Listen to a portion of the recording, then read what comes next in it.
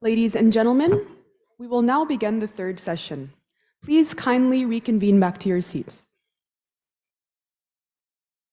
Good afternoon, everyone. Before we start this next session, I would like to acknowledge Pak Yusuf Wanandi, co-founder of CSIS. Welcome back to this session.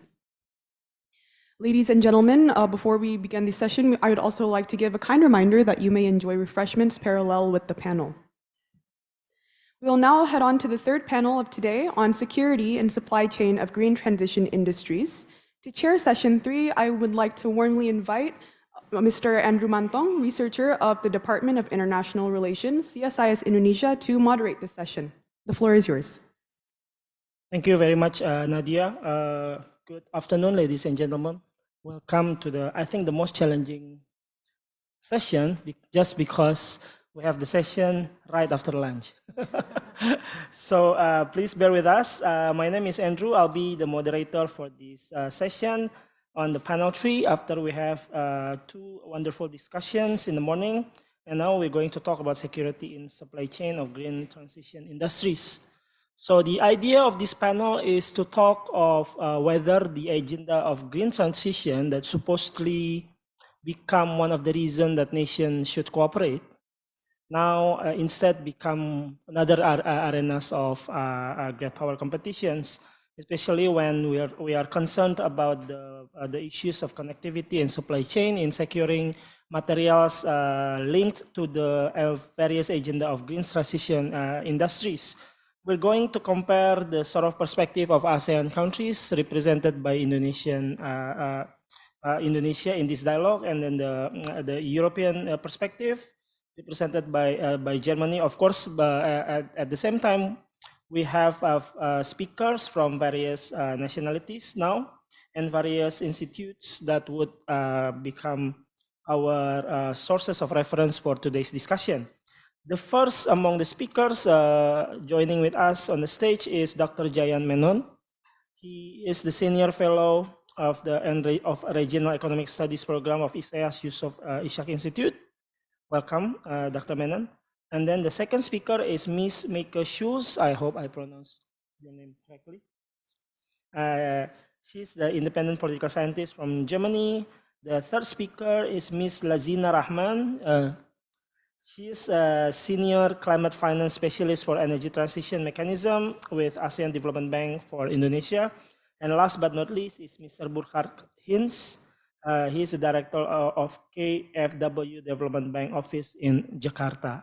I'm very interested in hearing what the KfW stands for. But without further ado, this is a very important session, but unfortunately we have a very limited time. So I hope we can give each speaker around 10 minutes of remarks before we proceed to the discussions. So the first speaker is Dr. Menon. Microphone is yours.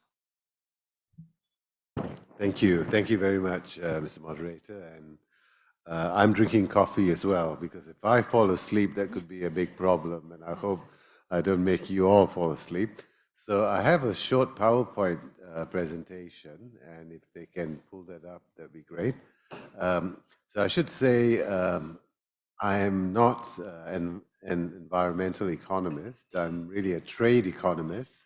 So, but of course, the environmental challenge and the green transition cuts across every field now, as the climate change is the existential challenge of our time. So, but I'll say more about trade policy as it relates to supply chains and the climate and green transition than the other way around.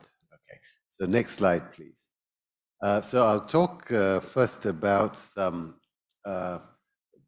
domestic distortions that we need to address in this move in the green transition, and then about the international distortions.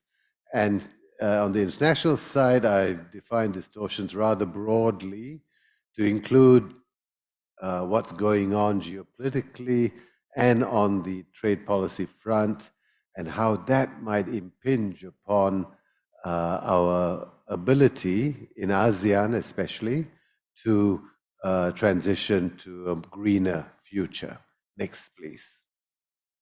Okay, so with the domestic distortions, I think the first point worth noting is an obvious one, and that is that taxes and subsidies are justifiable in facilitating the green transition, because we know that the private costs and benefits diverge sometimes quite greatly from the social, right? Social costs and benefits due to various externalities.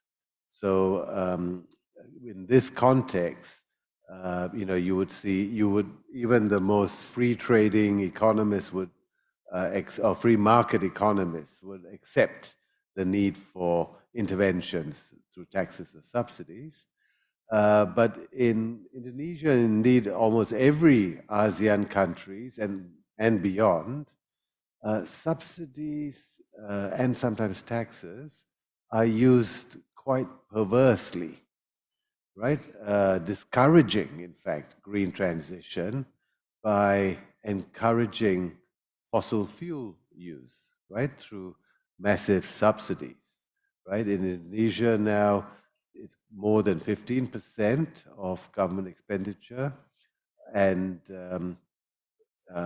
in just the first 6 months of this year already, $3.8 billion has gone into these subsidies, okay? But the main beneficiaries of these perverse subsidies, as I call them, are not the poor, which is what they're intended for, but rather vested interests. Just to illustrate that point, in the case of Malaysia, 35% of fuel subsidies went to the top 20% of income earners.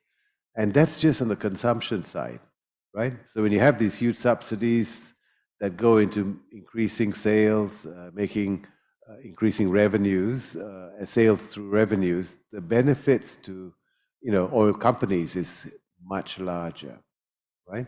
So it's not easy. It's a political sensitive issue to try and remove these subsidies. Any subsidy is difficult to remove once people get used to them. But I think change is necessary and possible. For instance, in the latest budget in Malaysia, we've seen the first steps in that direction, reducing, next slide please, reducing fuel subsidies, and if they can use those savings from those fuel subsidies to actually, help with the green transition directly, where the subsidies belong, then you have this double whammy. You take away the disincentives from, encouraging fossil fuel use, and you can actually pay for green transition, and the investment needs are huge, right? And in this chart, you can see the sort of things that's going on in Malaysia. Okay, right. So that's the domestic side of the distortions. It's not a new story, you all know it, but I think it's an important one. A lot can be done if we can finally grasp the nettle on fuel subsidies. And of course, if you can then use the savings for green transition, you can really make a big dent with climate change. Next, please. Right. So in moving to the international side, I'm going to start talking quite a bit about US-China great competition or rivalry or whatever you want to call it, and how policies in the US are now being developed on the trade front. Next slide, please. So as you can see from that earlier picture, what I'm talking about is how the Department of Commerce under Secretary Raimundo has now taken over a lot of the policy setting power from the traditional body, which is the USDR under Secretary Tai. And therefore, there's a greater element of politics and national security in the US trade policy front, right? And this is not surprising because while the USDR is actually mandated to promote trade liberalization and a rules-based trading order, the Commerce Department has a very different mandate, focused on defending and promoting US companies, right? And protecting their technologies. So this is a very different game altogether. And when it's let loose on the trade front, you have huge spillover effects on the rest of the world, right? But even though the Commerce Department is meant to be supporting private firms, they themselves have raised concerns about what's been going on in the trade war, right? The three largest chip makers in the world, NVIDIA, Intel, and Qualcomm, have all raised serious concerns about the controls that the Commerce Department has imposed on the sale of advanced microchip technologies to Chinese firms, right? Because China remains a huge market for them. Next slide, please. Right? So their clients, which is US private sector interests, themselves are complaining about the attempts to protect, so-called protect them and US technologies. And the CHIPS Act, I think, which is going to have indirect effects on this region, because even though it's designed to prevent military use or advancement in China, you cannot slice it off in that way, right? It will affect the production of electric vehicles and autonomous self-driving vehicles produced in China. And because ASEAN supply chains are China-centered, the effects will reverberate throughout the region, right? So we know that not all EVs are AVs, but all AVs are EVs, right? So, so this is an important part of the green transition, and this policy will affect that transition in this region indirectly, right? To illustrate the point further, a country like Indonesia could benefit from the friendshoring as part of the Inflation Reduction Act if it had access to those subsidies, right, that it provides. But it only goes to countries with an FTA with the US, right? Or if you can get a limited FTA, as Japan recently did. Japan also has an FTA for critical minerals, right? The Philippines and Indonesia are trying, but we'll have to see whether that pans out, right? But this is where the problem is greater than just getting the subsidies, right? Because once you start subsidizing others, you will be affected if you're not one of those getting the subsidy, right? So trade will be diverted, investment will be diverted, and just doing nothing doesn't mean there's no cost. The cost to countries without denied the subsidies will be great. And it's not just in ASEAN, even in Germany and EU, in other parts of the EU, they are concerned about the subsidies because it will affect their electrical vehicle industry. Next slide, please. Right. So IPEF is the hope that many of the ASEAN countries are placing their bets on in terms of, getting a better deal, at least leveling this uneven playing field caused by all these subsidies to FTA partners, right? But the problem with IPEF is that it might be the US exporting its decoupling policy. I don't buy the de-risking policy for 1 minute. This is just a play on words. In my view, the US-China trade war is clearly about limiting the rise of China, and anyone who doesn't believe that has to just look at history with Japan when a similar thing happened with the Plaza Accord, right? So there's clearly, China has many issues it has to deal with, and it needs to do a lot of reforms internally to become a fair player in the international field. But this trade war is about hegemony and more than anything else. But I think ASEAN and Indonesia being so closely linked to China through supply chains will probably suffer more disruption that is costly as a result of this escalation in the trade war. And IPEF may be an attempt to broaden it to include other allies in that trade war. And you cannot reverse what's already been developed over many decades. I think the supply chain, China's role in these supply chains are very much present.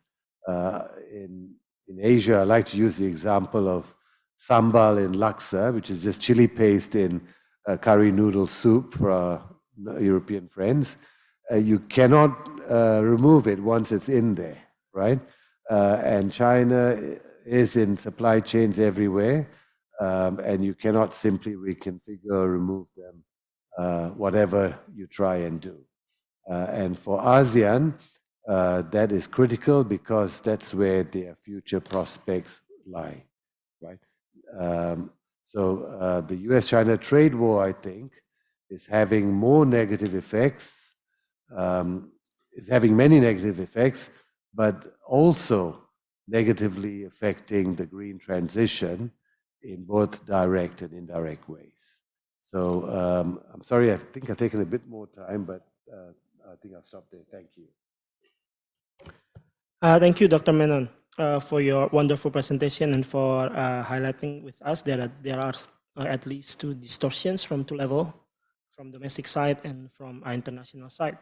And without further ado, I would invite the second speaker, Ms. Meike Schulz from Germany. The microphone is yours. Thank you again for the invitation to this conference in the first place, and that I'm part of this panel. My background is in political science, so I'm no expert on economics or finance like my fellow speakers, but I hope I can still add to discussion. I focus in my research on the governance of mineral supply chain specifically, so my world, everything is about minerals and metals, and I was part of a 3-year research program in Berlin at a think tank working on international relations called SWP. So I will come with this perspective, right? German, a European informed perspective and a specific focus on minerals. And thank you again also for the previous panel. I think I added points for discussion and ideas for my comment. So I hope it's not getting messy and I can bring across some of the points. And I orientated myself on the questions on the agenda. So if you want to follow, then I think it's good to have a look at them again. I start with the second one. I hope it's okay to answer this one first. What are the key sectors for the European Union and its member states that they see as crucial for the future of their economies? And I think, generally speaking, I think a lot of people expected European Union during the COVID pandemic that it will slow down on its green ambition, but exactly the opposite happened. The recovery plans and strategies all incorporated some parts of green ambition and energy transition and whatever it contains. So its umbrella became the European Green Deal that was announced by the Commission in 2001, and it follows a twofold objective, right? It's like first strengthening international economic competitiveness of the European Union, and specifically focusing also on resilience in sectors and technologies that are seen as geopolitical important. And secondly, as I said, in combination with this green and sustainable objective and also social policy concerns, for example, for the domestic market and European citizens. So despite or even because of this geopolitical competition, the European Union sticks to its aim to achieve the twin transition to a green and digital economy, combining it with the domestic goals. But the European Union is still very aware of the bottlenecks caused by rising competition. So it knows that it needs to increase resilience in these very strategic critical mineral supply chains, for example, to make this twin transition of having a digital and green economy happen. So now I can move to the sector that I'm most familiar with, and this is the mineral sphere. How does it look there? I will start with the basics and then move a bit to the current geopolitical setting. So moving from what we've just heard to a more meta-level analysis. First of all, mineral resources, I personally am still super interested in them because they build the basis of almost all industrial value chains that we can think of. I love the example of our phones, which contain like more than 60 different raw materials and many of them metals, copper, silver, lithium, the batteries. So it's quite keen. And thinking of mineral supply chains, you can differentiate between three different stages. I think that's easier to follow than my presentation. It's from starting with the extraction, the mining of the raw material, then the processing, which is smelting and refining, and lastly, the industrial manufacturing. And when you think of Europe, we are sitting at the very end of the supply chains in most cases. So we are importing most of these minerals on also pre-made products to the European Union. So there's a lot of import stress. And with the green and digital transformation, this global demand for metals increases, and also there with the global competition for access. For example, an electric car needs about 3 to 4 times more copper than a traditional combust engine. So we are in the midst of like a new race, global race for minerals worldwide, and there's a lot of challenges attached to it, as well as a few opportunities. But just to open the scene, and this is like current geopolitical setting, I make it myself easy and speak about 3 groups. I know it's simplified, but I think it's quite plastic and easy to understand. We have China. Why focus on China and mineral supply chains? Because they are extremely dominant in minerals and metals in the entire supply chain. Rare earth are, for example, quite interesting to look at. They are used in a range of different strategic technologies, where China holds over 60% of mining capacity worldwide and 90% of refining capacity. But it's quite a lot, and it looks quite similar with a lot of other important minerals and critical minerals. And thereby, important to know as well about China is not that it's not super the key player in mining itself, but in the processing. So it's a processing hub worldwide. So a lot of materials that are, for example, mined in Chile, they make their way first to China to be processed, and then they are sold to the European market, for example. So China has really a head start in the global race, because with like the BRI, the Belt and Road Initiative, they established already a lot of really good connections to mineral producing countries. So China on the one, second player is G7. I combined all of them, even though they have slightly different strategies, but they are focusing at the moment on resilience, right? De-risking away from China. We've heard about it a lot in the last previous panel. There are different strategy attached. We have also heard, I think it's an awakening of industrial policy with all its negative and slightly positive effects. The US, with the II, it's quite aggressive. European Union is also not only having the European Green Deal, but also now is about to finalize the Critical Raw Materials Act, which is also very ambitious, trying to increase resilience domestically, but also to establish new partnerships. And G7 is also collaborating more and more on international level. So within G7, there are a lot of initiatives, as well as the Mineral Security Partnership, for example, where a lot of G7 countries come together and collaborate in order to increase investments along the mineral supply chain. So China, G7 countries, US and Europe swimming in there somewhere. And then we have a lot of mineral-rich countries in Africa, in Latin America, here in Asia. And they see this rising demand, right? Trying to profit, which makes a lot of sense from this global race and emerging interest in a lot of like critical and not so critical minerals. And keeping in mind, mining is a very risky and dirty business, right? It comes with a lot of like challenges related to human rights, the environment. So if countries then say, okay, we increase mining, yes, we sell it to you, but we want a share profit, right? A share mining profit. And I think this is rightly to say so. So they are trying to decrease risk by also profiting by increasing local value. And I think Indonesia is quite a good example that we've heard of a couple of times today. So this is the overall scene, let's say. And this relates very good to the last question the panel raised. How can Germany and the European Union proceed in order to improve resilience in these mineral supply chains that are shaped by this strong geopolitical tensions and competition between major, not so major, so many different powers and actors, and we haven't talked about companies yet. So I only stayed on the state level to keep it as simple as possible. So I think and again, I only speak about minerals. European Union and Germany did a lot in the last couple of years, and I think that's quite good that agency increased to both increase resilience as well as sustainability. I think those are very valid and needed aims. But I see, like, I would mention 2 points that where I seem like most room for improvement, I would say. And if I have a minute left, then I speak about a third one as well. First, I think, as I said, having the European Green Deal, having the CMIA in place now, having Germany moving towards like a stronger raw material policy, it's very, very good and a first step.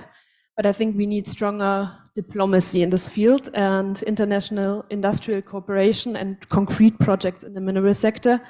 And we need to like somehow counteract this risk of west shoring that I see in my analysis and further reduce the risk of geopolitical confrontation.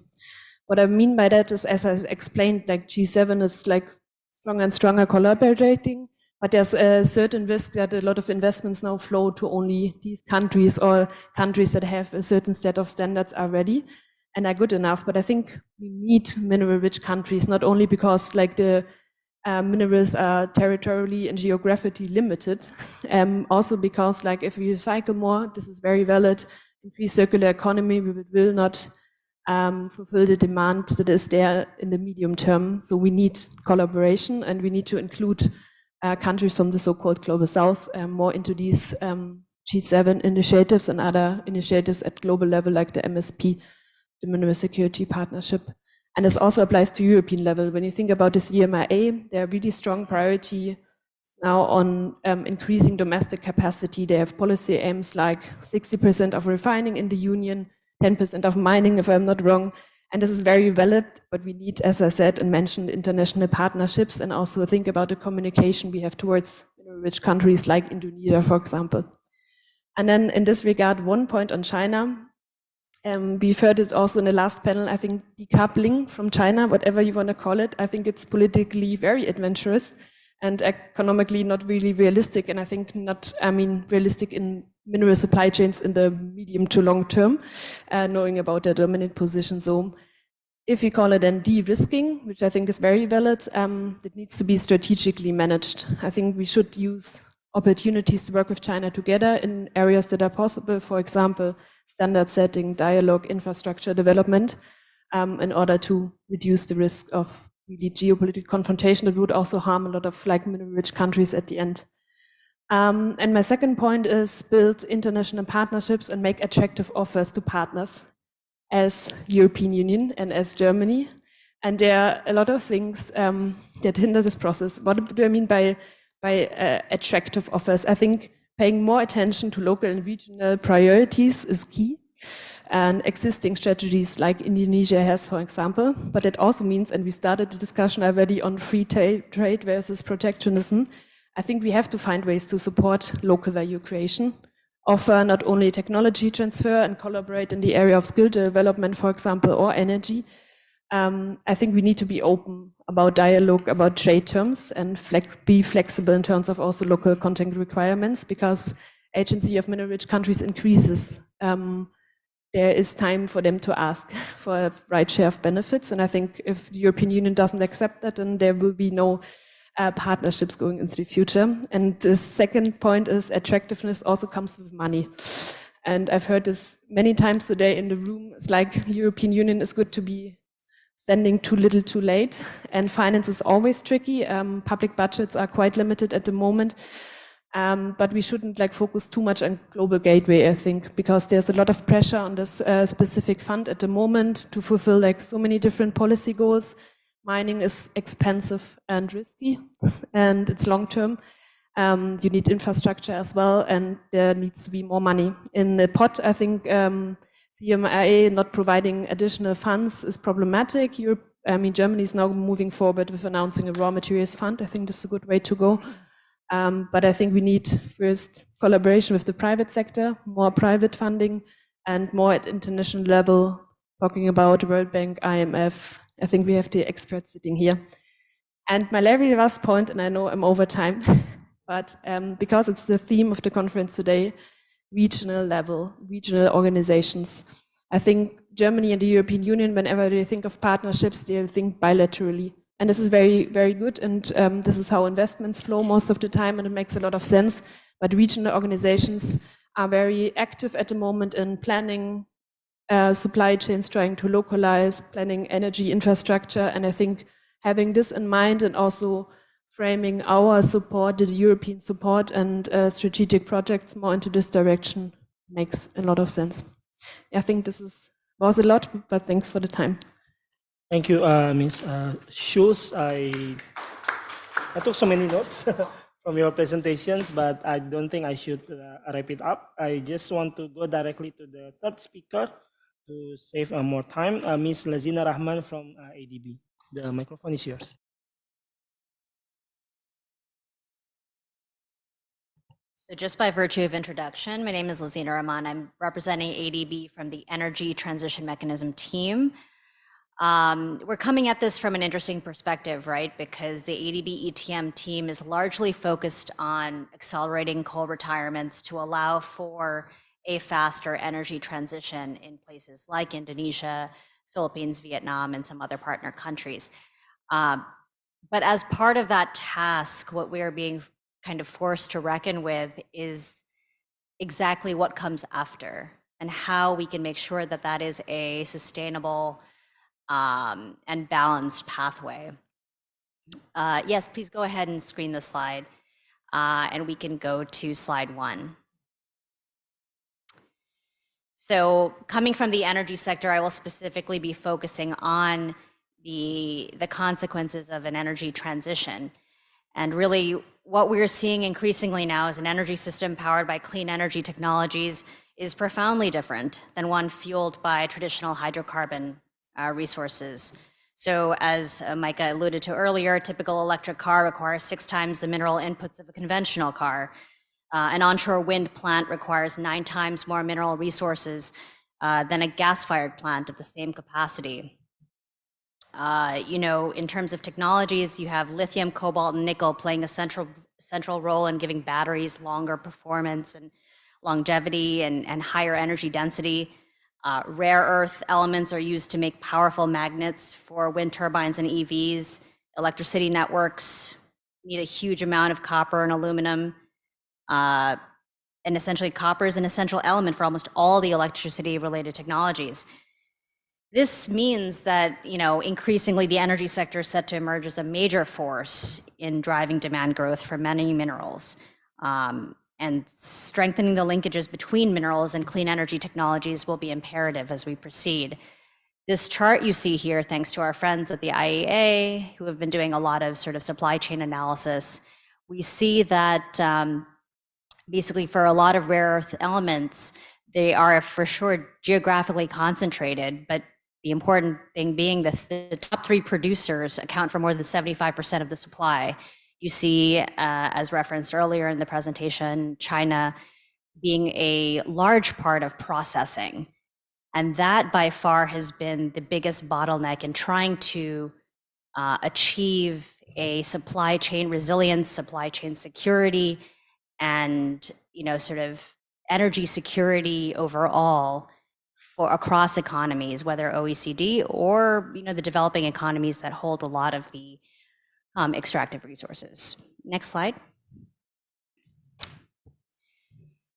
So the discussion's already happening as to developing local supply chains and the need for developing this local capacity to ensure broader energy security. But you see here that 3 countries account for nearly 90% of installed capacity for manufacturing solar PV modules. That's PRC, the large majority, Vietnam and India. 3 countries account for nearly 90% of all installed capacity for manufacturing batteries. Again, PRC, the European Union there is figured, and so is the US. But how do we, this is basically the middle of the supply chain. How do we proceed? How we transition with this key factor in mind? Next slide, please. By not being able to secure your supply chain, it's a very circular situation. You're very vulnerable to disruptions, What does that mean? You have shortages in inventory, price volatility, limited diversification. You can't, basically be very flexible in adapting to changing conditions because of that middle manufacturing bottleneck. Price fluctuations lead to sort of negotiation delays, supply and demand imbalances, and procurement delays. Everything just takes longer, is more difficult, is more protracted. Next slide, please. So ADB's been looking at this, largely to see how we can better serve our developing member countries in addressing this key issue.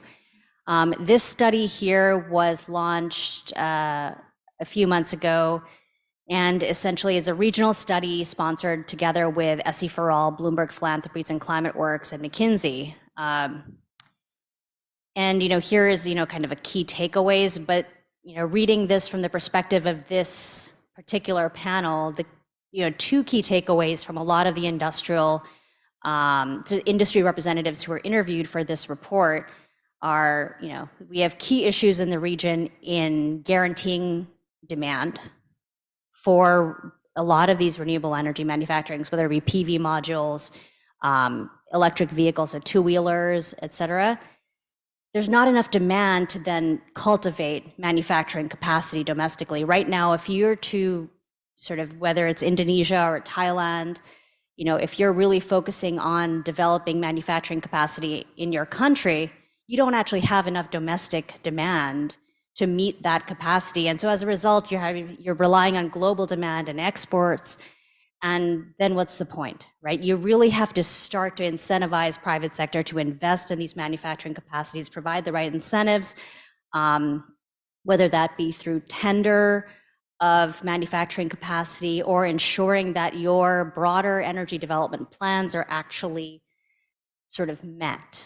In the case of Indonesia, these are things like the medium long-term development energy plans, and as well as the REPTL from PLN. Next slide, please.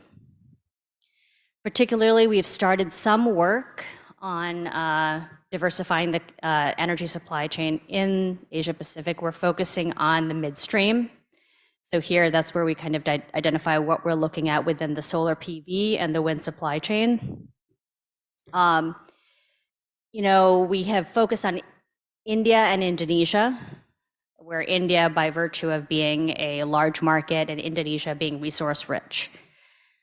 How do you sort of, approach the supply chain development needs from those two perspectives? The Indonesia FGD was held about 2-3 weeks ago, and not surprisingly, the same sort of things came up. Essentially, you have, while there's a strong impetus from the Indonesian government to support the development of local manufacturing capacity, you have the lack of human capital development and labor productivity and general expertise, and as well as kind of the right incentives in place with respect to tariffs and sort of taxation, import requirements, et cetera. So a lot of that has limited overall manufacturing capacity development. Again, also together with the fact that the demand for these clean energy materials is not entirely clear within the Indonesian market. So it's in a way gratifying to see that a lot of these same conclusions are reached in various kinds of work we're doing across the region, which makes the needs and the likely interventions a little clearer. Next slide. So, how we're approaching it is sort of looking across these 5 different pathways. So enabling policy frameworks, something as simple as, the SE for All, the Southeast Asia Renewable Energy Supply Chain Study. A key thing that came out of that was just, sort of putting in regulations to accelerate, to phase out, regular combustion two-wheelers, which are a large source of transport here in Indonesia, really put in incentives for the large majority of the population to switch to electric. At the same time, you have to have the parallel investment in charging infrastructure, standardization of charging infrastructure across state-owned enterprise and private enterprise to make sure that everyone's really following the same technical standards and can feed into the same grid in that from the perspective of reliability. So that's kind of one key point that we're working on broadly looking at policy frameworks as well, is understanding that local content, as electrifying as those words are here, can't be something that is, in place overnight, because you basically need a workforce training and skills training to be able to fulfill any local content requirements, because it's a huge gap. It's something that is a long-term investment. It takes 5 to 10 years to really upskill your current workforce. I think in the FGDs, something that was learned was that there have been efforts by GIZ, by I guess the other development partners from Denmark, and the ADB, the World Bank, and the rest, to really focus on developing a culture of innovation and clean tech here, really sort of starting with the rudimentary skills in PV module formulation, and basically the first steps have been taken, but a lot more work has to be done. And this is something that we are looking at from the perspective of just transition as ADB. So how do we support just transition work across the GOI to ensure that the Ministry of Energy, the Ministry of Manpower, and the Ministry of Finance are all talking to one another about the needs to implement an effective transition. I'll stop there in the interest of time. Thank you very much. Very interesting presentation. I hope we can continue discussion later. Round of applause. And I would like to give the last chance to speak, last but not least, to Mr. Burkhard Hinz from KfW Development Bank Office in Jakarta. Well, thank you. Thank you very much. And also thank you for the invitation. So I guess, almost everyone in the room, knows what ADB stands for. So KfW, I would guess there are very few. So KfW, just to give you very brief information of what that is all about. So it stands for Bank for Reconstruction, and it was established in 1948 in Germany. Now you can imagine it's about the reconstruction of Germany after Second World War. And I guess some of you might have heard about the Marshall Plan aid, which was provided by the US and others after Second World War for the reconstruction of Europe, actually a big number of countries. And Germany was also benefiting from it. And KfW was established by that time to channel this funding. By that time, it was 12 people working for KfW. Now it's more than 8,000. So this gives you an idea how things have developed. In the meantime, it became one of the bigger banks in Germany. Just to give you an idea, balance sheet total is roughly 560 billion euros plus. So, and the commitments of KfW just last year were 167 billion euros. This was exceptionally high due to the war which takes place unfortunately in Ukraine. And so that we had to cover the gas supplies for Germany to some extent. But the usual commitments per year are in the range of about 100 billion euros. So out of that 100 billion, some goes to Germany, others go to some funding is international. And I'm privileged to live in Indonesia now for about a year, heading the KfW office. Here in Jakarta, what we do in Indonesia, just to give you rough ideas. So we have commitments, ongoing projects in the range of about 3 billion euros right now, with another 4 billion in the pipeline. And the clear focus is about renewable energies, energy efficiency to some extent, as well as environmental infrastructure, which translates into urban public transport, into water, wastewater management, and solid waste management. Right. So, and just coming to the topic, so many things have been said, so it can be rather short. Lina has mentioned a couple of issues on my list, Micah as well. So we all know that the electric vehicles need much more special metals than ordinary vehicles, 5 times as much roughly, or even 6 times as much.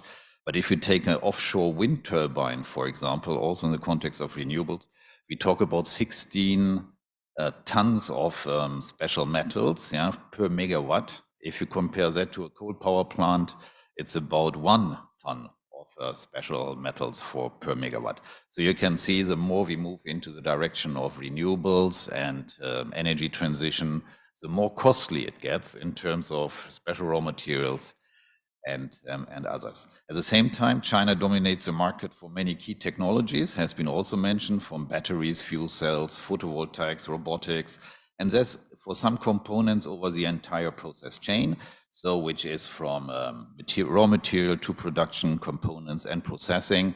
So there's also here and there's a very significant control or domination, at least by China. We have, for the current supply chain, are characterized by dependencies on few economies for certain raw materials. And if you look at the nickel value chain, for example, where Indonesia is very prominent, as Indonesia holds 21 million metric tons, that's at least the latest guess, which makes it, even with Australia, but also definitely one of the biggest suppliers or having the biggest reserves worldwide, with China being the largest importer of nickel ore again. So China steps in again, has been mentioned a couple of times. And China also dominates the mining business here in Indonesia, also very obviously, and also this has been already mentioned. Right, but the nickel industry is also a good example of how geopolitics, and here again, the war in Ukraine, we can take the trade disputes from US, EU with China, can disrupt the energy transition. So also this becomes quite obvious. And it seems to be obvious that cooperation is key. Yeah, so this has been mentioned also already a couple of times. When we look into the key sectors of which are crucial for future economies, so supply risks are evident for green and digital transformation, according to the EU, which is, Micah mentioned that already. The EU actually lists 12 critical raw materials where the EU has 100% import dependency. So, so here also very clearly, isolation is not a solution. Yeah, so we have to move forward and have to combine our forces in the one or other way. I come to that, but what is also obvious is that the global demand for mineral raw materials for clean energy technologies strongly depends on the global level of ambition for climate protection. So when we take the business as usual scenario, the one from 2020, about 7 to 8 million tons of mineral raw materials are needed. If we say we take the stated policy scenario, 2040, yeah, so then that is what is put on the table right now from all the countries around the world, repeated again and again by various COPs, then we would need about 15 million tons. If we move over to the sustainable development scenario 2040, which is about a limited temperature rise to well below 2 degrees, we already talk about 28 million tons, which are needed. And if we move even further to the net zero by 2050, yeah, limit temperature rise to 1.5 degrees, then we talk about 42 million tons. So the higher the level of ambition, the more raw materials is needed. Yeah, and where should it come from? And but one issue, that's what I like to stress, while we always look into renewable energies, we look into electric vehicles, yeah, so we look into digitalization and many things. What is actually missing, in my understanding, is the by far cheapest and climate-friendly kilowatt hour is the one that you don't need. Yeah, so when we say that's energy efficiency can be one key driver in this context to just reduce the demand for all the different raw materials, special metals, and whatever, rare earths, and whatever we have just discussed.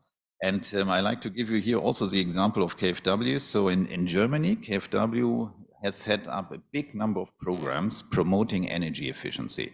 So about last year alone, 46 billion euros have been invested into energy efficiency. For example, whoever at home is replacing his windows with some which have a better insulation, people who put a new heating system, put in a new roof maybe, which is better isolated, yeah.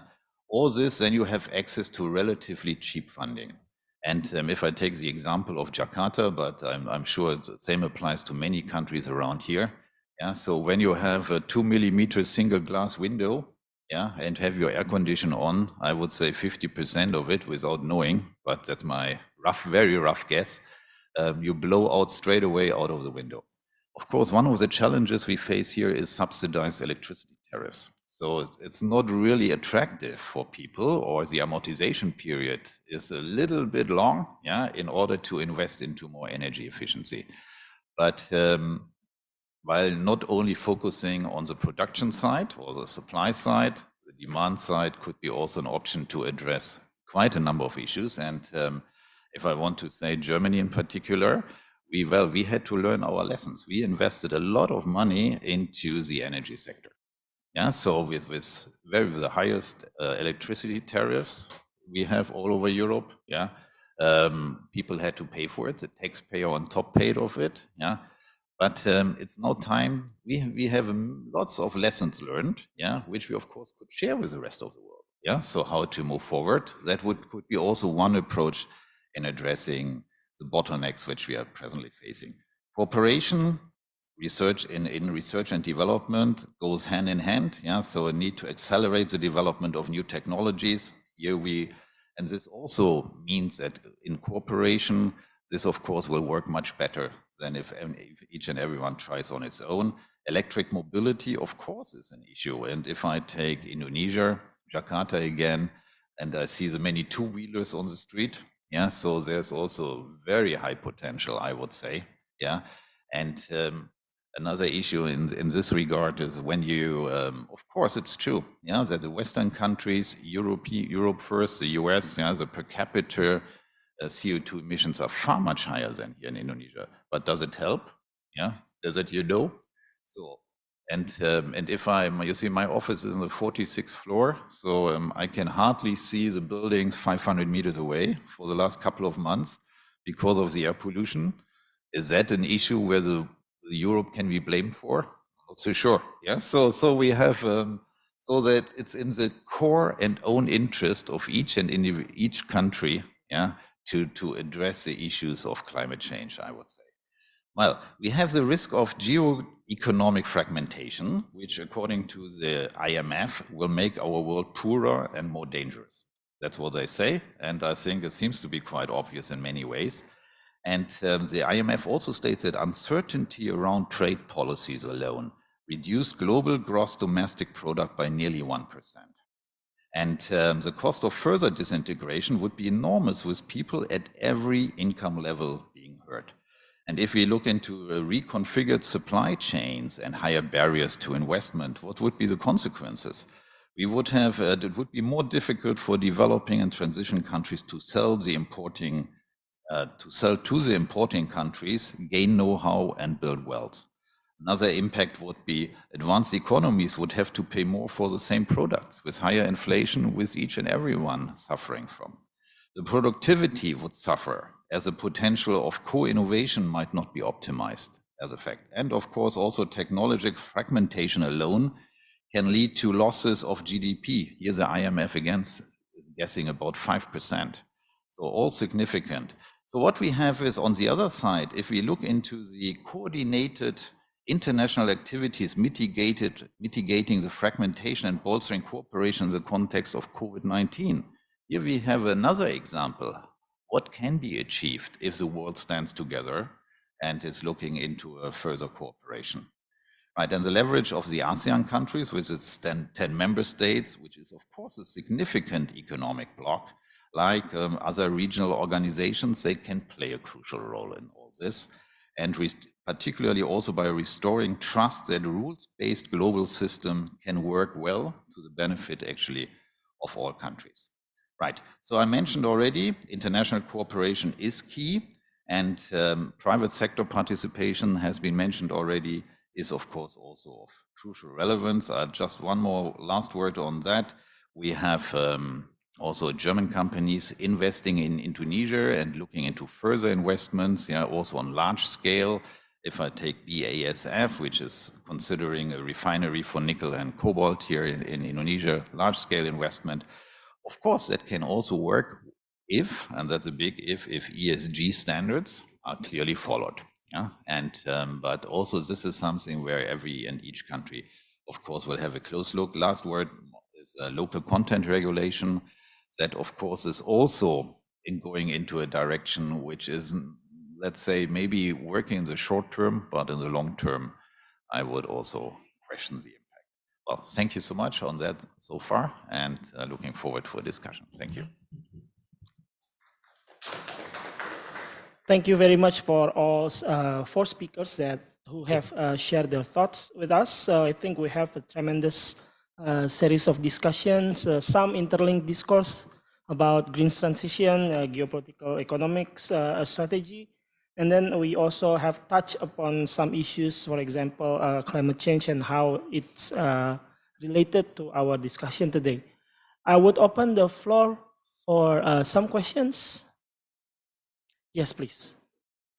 I can gather all the 3 questions, and please be short given the limited time we have. Thank you. And thank you for the panel. Very interesting and also very important to bring this dimension, I think, after the first 2 panels. So I would just like to briefly ask Mike a little bit to give us perhaps an example of what you think that we have seen as an attractive, I think you say, hold on, I put it down.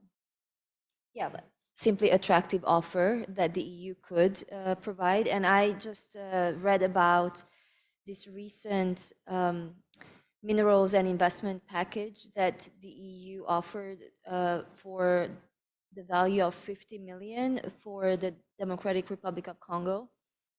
And would you say that is this an attractive offer? And could you also place it in the context of the global gateway? Because, I mean, I sense your doubts when it comes to the global gateway, but I think we have reached a point where finally we, from the European perspective, I think we understood that we can use connectivity as a foreign policy tool. And, you know, because we're not a country, but it takes 27 governments to agree, I think this is positive. So perhaps you can also comment on that. Thank you. Second question, Ibu Winata. Thank you for the opportunity. It has been an insightful first round. My question is regarding what we have been talking about recently in Indonesia, downstreaming policy and mineral downstreaming policy that has been followed by export ban 3 years back on nickel, recently a few months ago on bauxite, and a lot of debates as well. I saw the slides that Ms. Lazina put. I think out of all the 5 elements, Indonesia is also facing that technology problem, upskilling problem. So a lot of problems are also still, you know, we're getting there, but it's slow pace. It takes years or even a decade.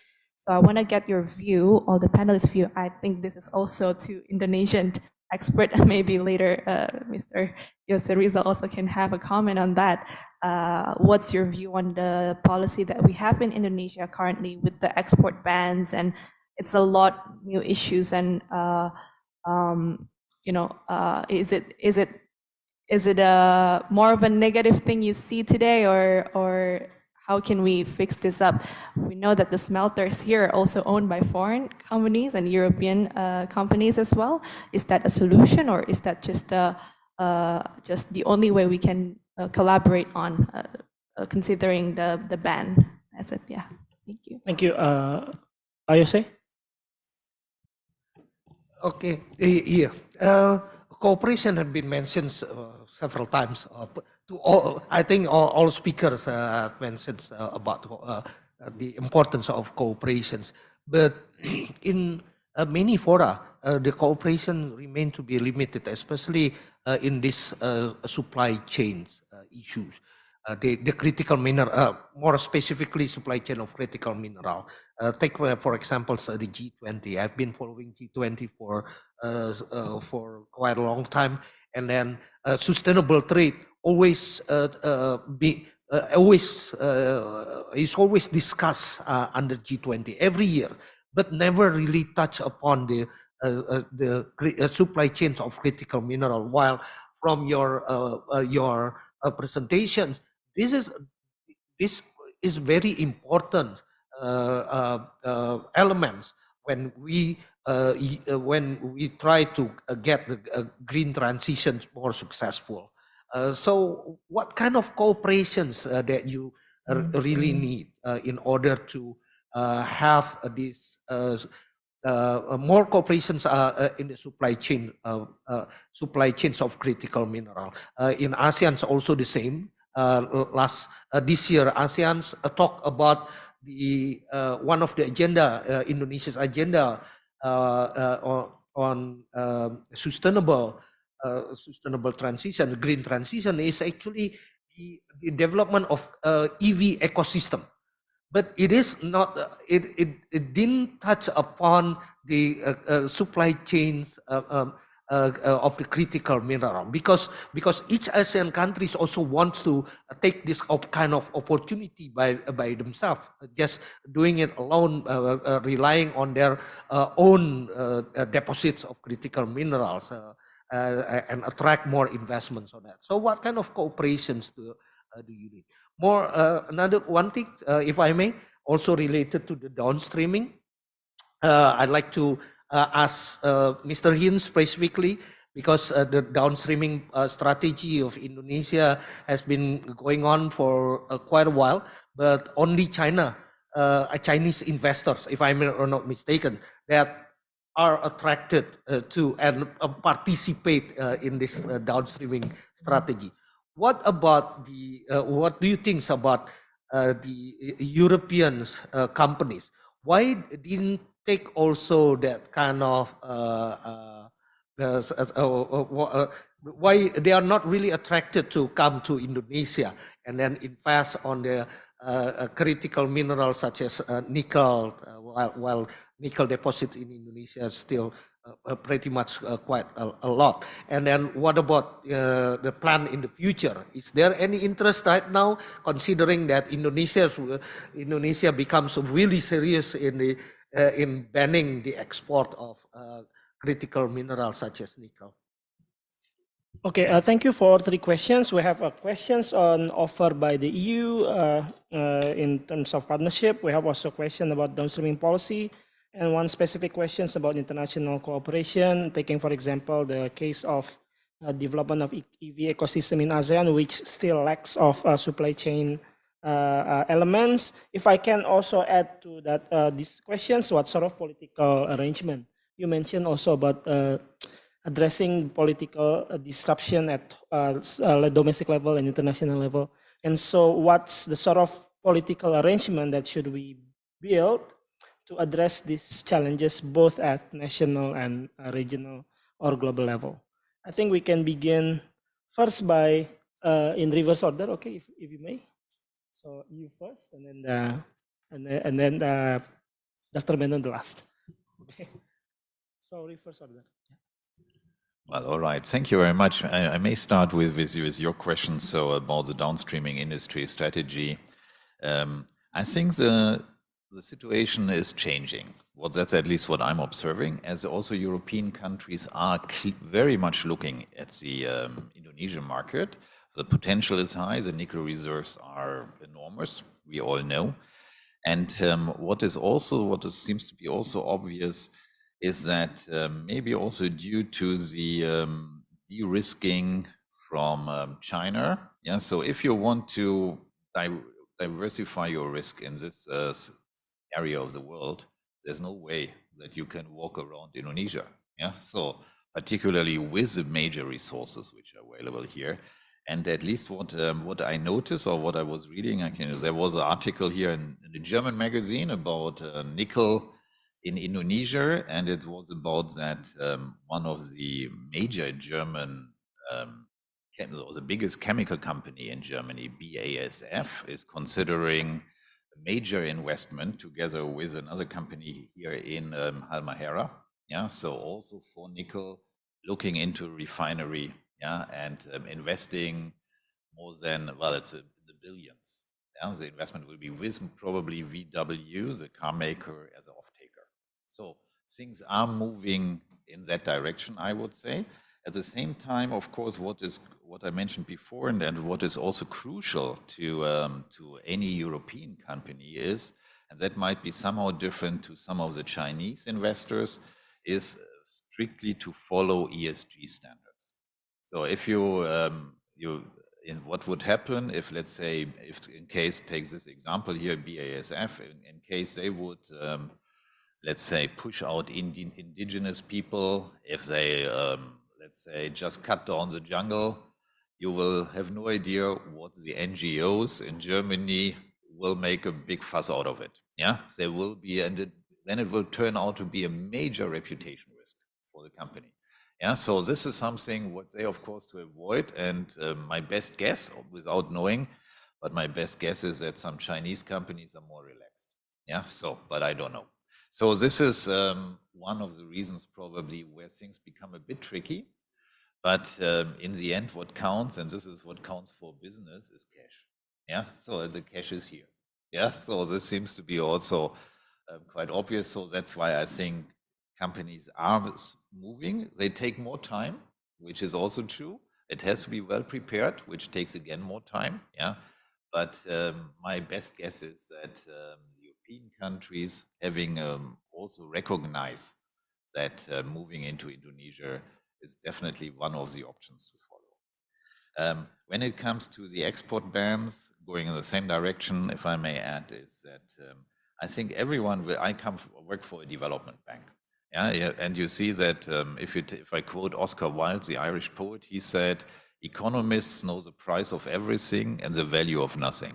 Yeah, so I work for a development bank which puts the values high on the agenda. It's not a profit maximizing bank. And so we just see that we finance projects where in the end, and that's a key question for every single project in the end, the beneficiaries must be better off than before. Yeah, so that's a key, and that's what we are looking at. And so that, of course, job creation in this context is key. Yeah, for each and every country. Yeah, so and then of course, if there is a bigger share of the value chain is taking place in Indonesia, this of course is to the benefit of the country, and as such, this is highly promoted and supported. The question mark comes in if it's in the long term. Yeah, because then if the market is closed to some extent without competition, yeah, without taking advantage of the innovations that took place already elsewhere in the world, yeah, then it will become costly. Yeah, and then in addition to that, we have issues like the World Trade Organization and other things, yeah, which also, of course, if we have that rules-based system, yeah, so then it becomes challenging to say it applies to everyone, but not for me, yeah. So the here we have, that's where the things become tricky. But overall, I would say very strong support for having job creation, for having a fair share of the value chain, yeah, taking place in Indonesia. Also very strong support to that. So in the long term, it might be costly. Thank you. Ms. Lazina Rahman. So I'll address two questions, whether downstreaming is good or bad, or how we can grade the situation right now. I think nothing is good or bad, right? It's about how we are making sure we're transparent and consistent in the calculus. So I think a key issue with downstreaming has been the overall capture of the emissions in the industrial processes in the broader picture for Indonesia. So whether, so basically if we are implementing this industrial policy, that also has to be updated in the national determined contributions and really feed into this broader climate change strategy, because it's perfectly good for the country to invest in downstreaming, but it needs to internally then manage the allocation of emissions to different sectors and be very transparent about the implications of this industrial policy. I think that is a key point that we have made overall in trying to capture this latest development. And then separately, in terms of cooperation and the role, how that might look, I think a key takeaway from the regional report that we produced on RE supply chain was that, sure, perhaps Indonesia might not have the right skill set in some cases for the wafer slicing or, basically midstream component development that China has. So it's very difficult for Indonesia alone to try and attract more of the value chain holistically within the country. But should it have more flexible deals within the ASEAN, for the ASEAN as a bloc to negotiate a more diversified supply chain away from China into the ASEAN, that might actually be possible given the very different strengths of the different countries within the bloc. So that's something that is, that should be considered. Again, it involves each country being honest and sort of accepting of current status of its different advantages and knowing how it's going to invest in skills, infrastructure, and capacity on an ongoing basis.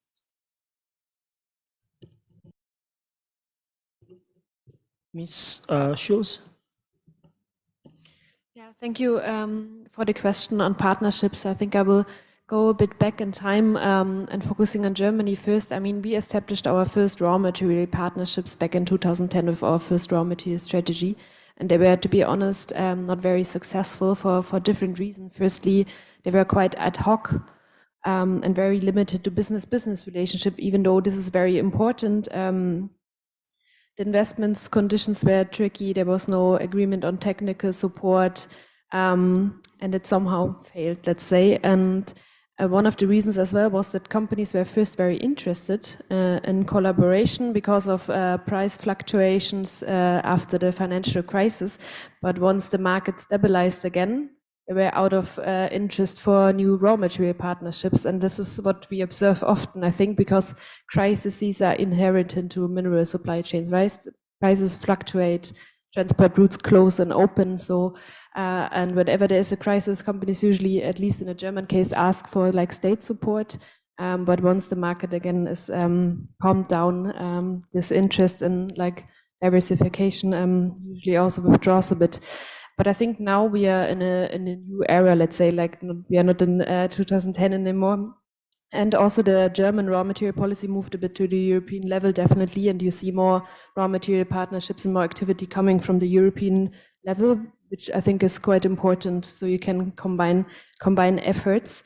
On the specific case of DRC and Zambia, it's quite interesting because there you see really increasing agency of mineral producing countries, right? DRC, for example, has also traditionally a lot of like mining companies from China, but they questions or re-evaluated a lot of these contracts in the past couple of years, and there was somehow a boom of opportunity also for new partnerships to come up, and they signed a strategic paper with Zambia to localize the battery value chain as best possible.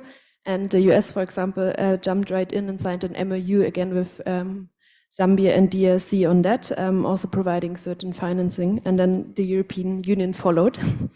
And I think it's good. 50 million, I mean, it's a start. Let's see, it's again working or like believing in this crowd-in effect of private investments. So it's partly global gateway, but yeah, not so much public funding. And I think going into the future, what I think is quite important for partnerships is first strengthen cross-sectoral perspectives and work, because as we heard so many times just now, energy is closely connected with minerals, minerals closely connected with other value chains. Hydrogen production, for example, needs minerals. Renewables in general. And I think like strengthening this perspective of like how can we combine energy partnerships with mineral partnerships, so you can also like find a package that is actually attractive to partner countries. And it also comes back to what kind of businesses do we have. In Germany, for example, we don't have big mining companies anymore. They're all located somewhere else, so we cannot really offer a direct investment into mining, but we can maybe have an automobile company that is interested to vertically integrate and then bring this on the table and include it in a partnership. I think this is the way forward. And maybe one last point on regional value chains, because I find this quite interesting discussion to hear about ASEAN. What I observe on the African component, for example, is a very strong push for regional integration after COVID pandemic and also now with the geopolitical tension happening. And really, like for example, in SADC, strong industrial planning to localize regional value chains and create a domestic market. So it becomes an interesting business case. Yeah, thank you. Thank you very much. Dr. Menon? Yeah, I think I just have the question about cooperation and about managing geopolitical risks that you mentioned.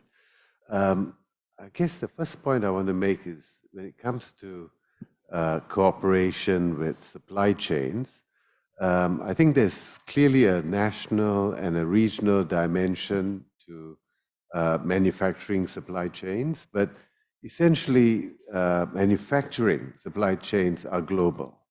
Right? I mean, they work best when you can source your inputs from the most efficient producer globally, not regionally, or not because of political alliances or anything else. So I think that's the first point to keep in mind when talking about cooperation.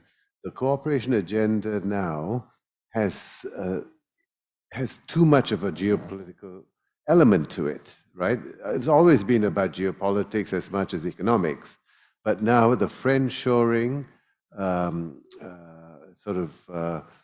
focus, right, has gone so far that the efficiency considerations are becoming very minor, and this is not sustainable because it is in some sense cheaper to produce everything at home if you can do it efficiently without having to move them all around the world multiple times. So I think this is something to bear in mind. And when you think of manufacturing supply chains as being global, then any cooperation agreement that excludes an important player, in this case it's China, it doesn't have to be China, it could be Japan, it could be anyone else. If you exclude it, like in IPEF, then this type of cooperation agreement raises risks rather than reduces them, right? So I think that's my concern about the way cooperation agreements are progressing for supply chains. It can end up actually raising risks if you exclude a critical player. And on the management of geopolitical risks, I think, as I said earlier, I think, there are lots of things that China needs to do to, it's now a big player globally, and as a big player, it has responsibilities, and it needs to live up to them, and there's lots of internal reforms that are required. I'm not too sure that trying to push them into a corner is the best way to get them to make those reforms. I think it's also interesting that China has been the world's largest trading partner for many years now, but all this talk about de-risking from China has only suddenly become publicly discussed, right? And happens to coincide with the trade war with the US, right? I mean, we never worried about the high level of dependence with China before 2017. I mean, if we did, we didn't discuss it in public forums. This seemed to coincide with the trade war. And I think this is actually a self-fulfilling prophecy.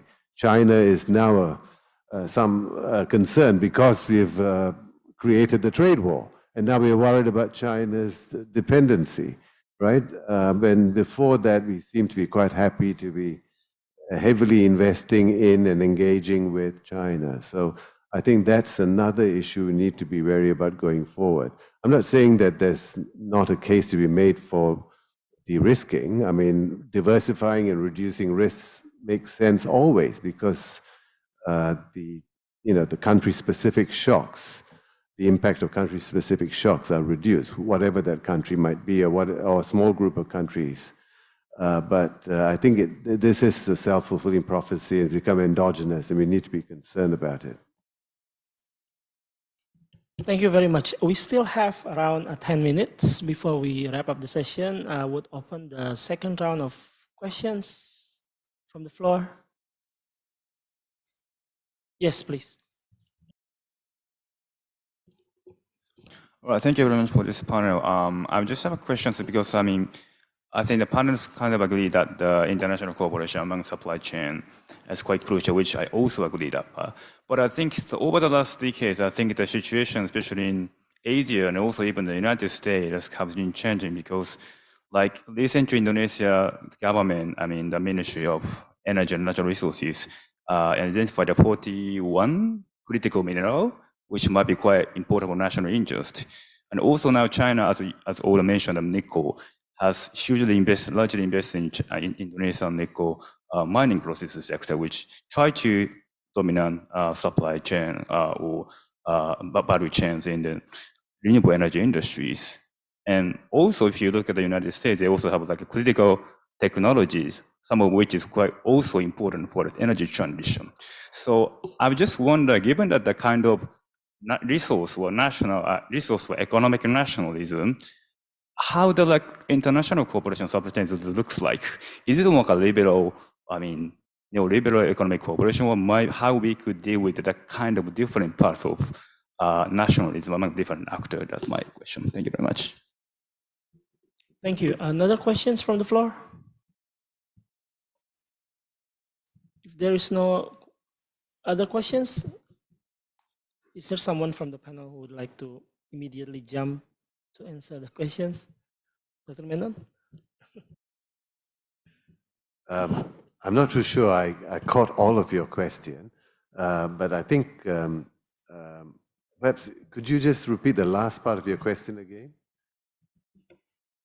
Oh, so the question is basically how the international cooperation for the global supply chain looks like, given that different types of economic or resource nationalism taking place, not only in Indonesia, China, but also in the global level. So that's basically my question. Thank you.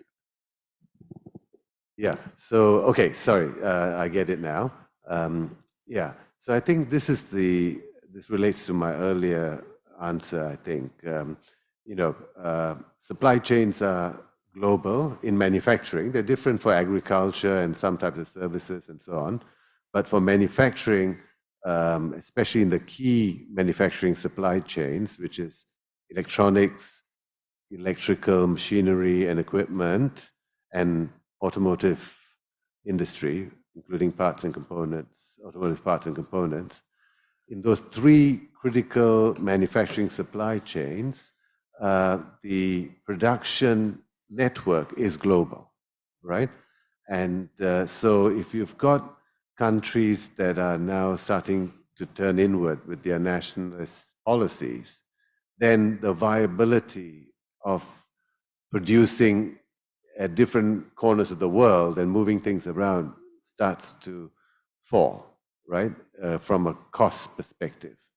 And if you then add on top of that a layer of geopolitics, which becomes increasingly important, then the whole, unless you're willing to subsidize this in a massive way, which is what's going on right now, if you're willing to subsidize it for a very long time, then okay. Then we're just all on a lower welfare curve, right? But then you feel happy that you're de-risked and you're less dependent on certain countries.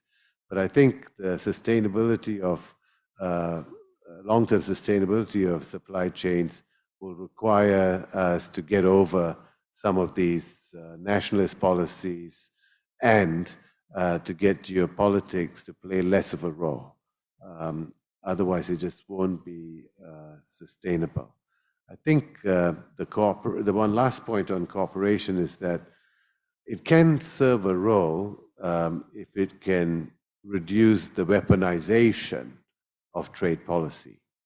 I think today we've heard a lot about how China has used that, and it's true, they have. But the US and the EU are also culpable, right, of using trade policy for a host of non-trade issues this is not to question the legitimacy of those issues or whether or not they require an action, a response. This is to question whether trade policy is the most efficient instrument for addressing those concerns, right? I think the evidence is clear. Trade policy has hardly ever succeeded in bringing about change in those areas. Again, just to emphasize, it's not that I don't think those areas requires a response. It's a question about what is the best instrument to induce a response, right? If it's all about just showing that you're against it and standing on a soapbox, then you can use any policy.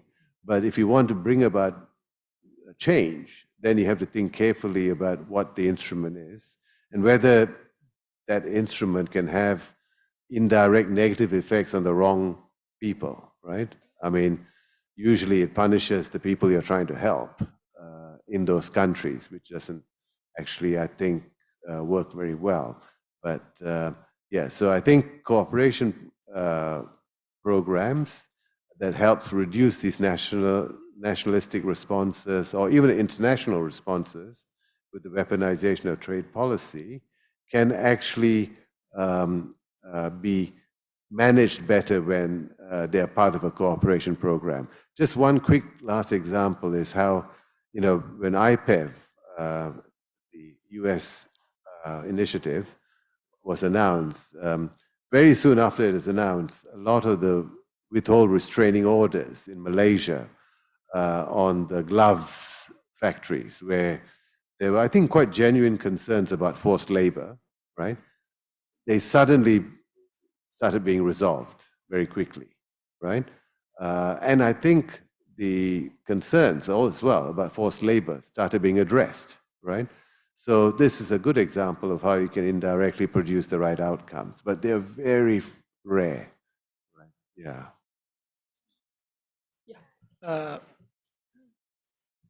Okay, Ms. Schulz?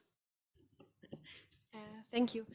Just to add on this, on resource nationalism or protectionism in a way, I think we have to see historically that it's not a new phenomenon, right?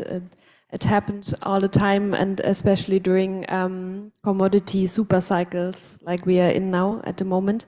And I think there's also a national interest in like capturing and using rents for development, which is pretty fair. And then liberal capitalist states use it a bit differently than leftist or developmental states, but it occurs very often. It's just problematic at the moment, as was mentioned, that it interferes so much with the current geopolitical tension of, yes, China trade war and the Russian aggression against Ukraine. But what I find quite interesting, and then it relates to a question that was also asked earlier, yes, there is more international tension and maybe less cooperation in some way, but when you, for example, think about mining standards, where I work a lot on, you see also a lot of cooperation still happening. Therefore, like within G7, G20, but also on the UN level, where countries come together, and also like Chinese companies are, for example, interested to use certain industry schemes that were developed in Canada or Europe for its own industries and abroad investments. So yes, increasing tension, but still cooperation in some ways, and I think possibilities for dialogue. But I'm not trade expert. I think this is another sphere for discussion. Yeah.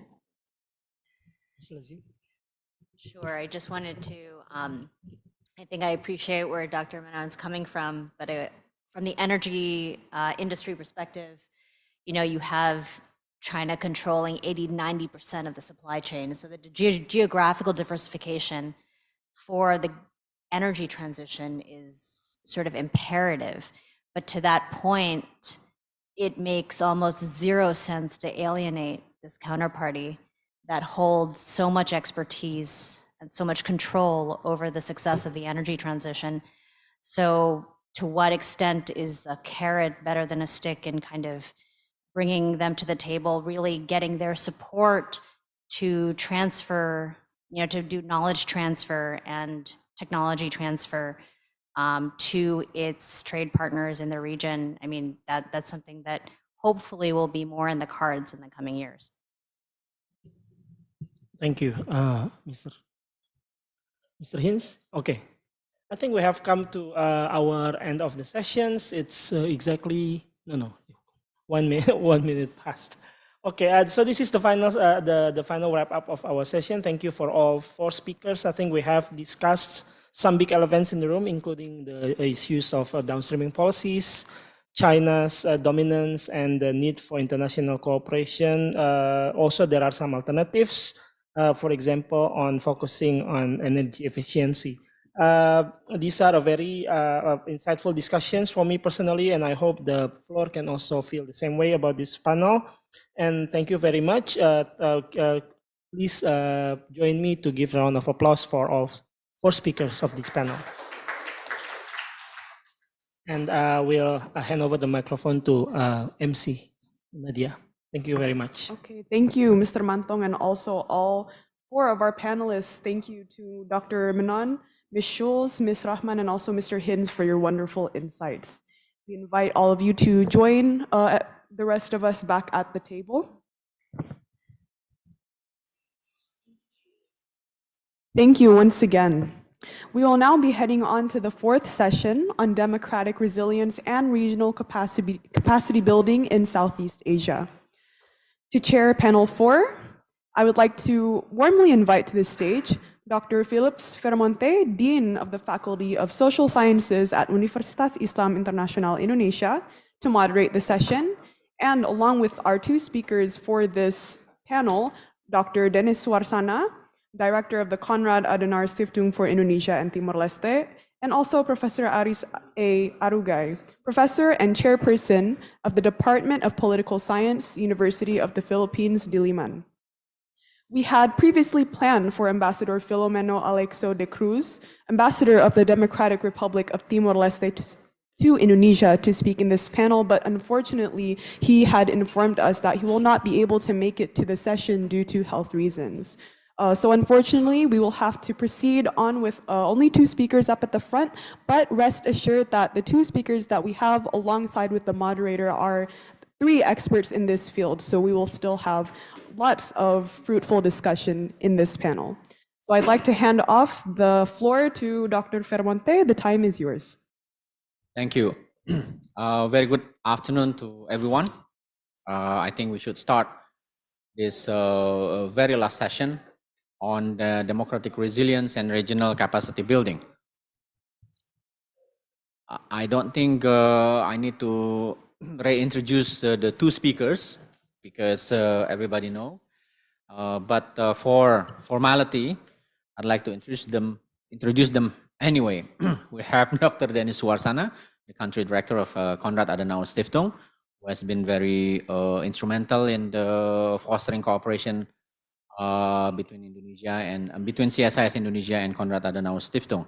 And on my right, we have Professor Aris Arugay.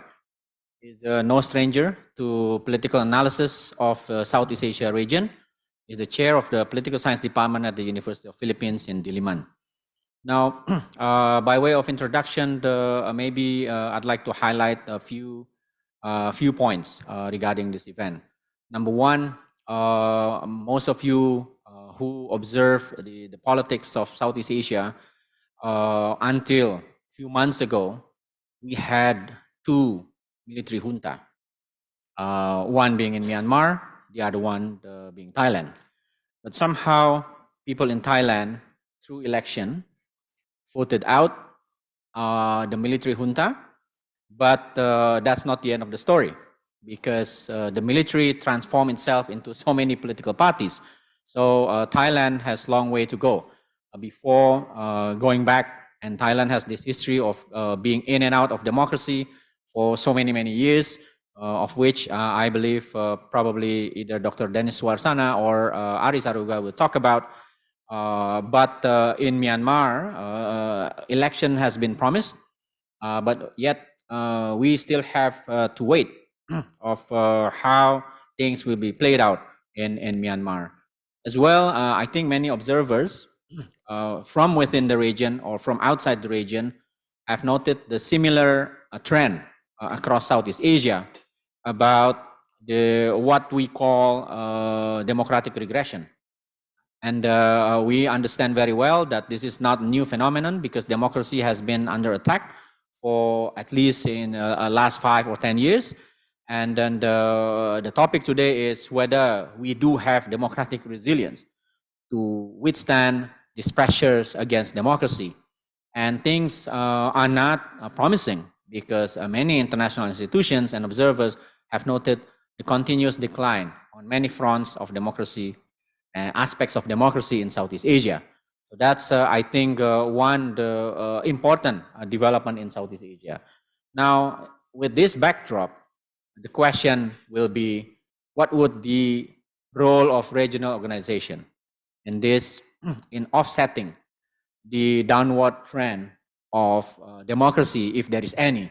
Because in this region, that more or less put very much emphasis on the non-interference policy and so on and so forth, whether there are still some roles to play by regional organization. That's, I think, the third point that we can use as a launch pad for our conversation this afternoon. And lastly, although the ambassador is not here, I think we do need to talk about East Timor, or Timor-Leste, I'm sorry, with the proposal of becoming member of ASEAN. And Timor-Leste has done election as well, but being in Southeast Asia, what would that mean for the region and how regional cooperation could also incorporate Timor-Leste into the web of cooperation in Southeast Asia? Now, with that kind of introduction, I'd like to invite Dr. Suarsana to speak first. The floor is yours. Okay, thank you, Philips, and I'm very happy to. It's not very common that I speak on KAS events, on panels. I only give the opening statement, and then I'm just sitting somewhere in the back and follow the discussion. So I'm very happy that from time to time I get the possibility, and that CSIS and Pak Philip mentioned it. I don't know if I'm an expert in the field. I guess you are a much bigger expert, but still I'll give my best. I think you basically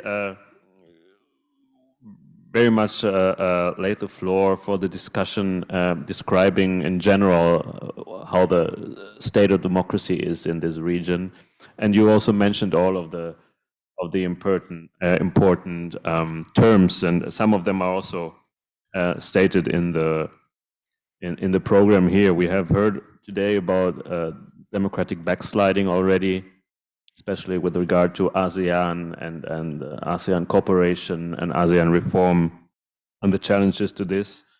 And then there's here it says about democratic resilience, and then of course democratic capacity building. So this is basically three terms that describe the problem, describe where we have to go, so what we should reach, which is resilience, and then how this should be achieved, and that's probably capacity building in some form or the other.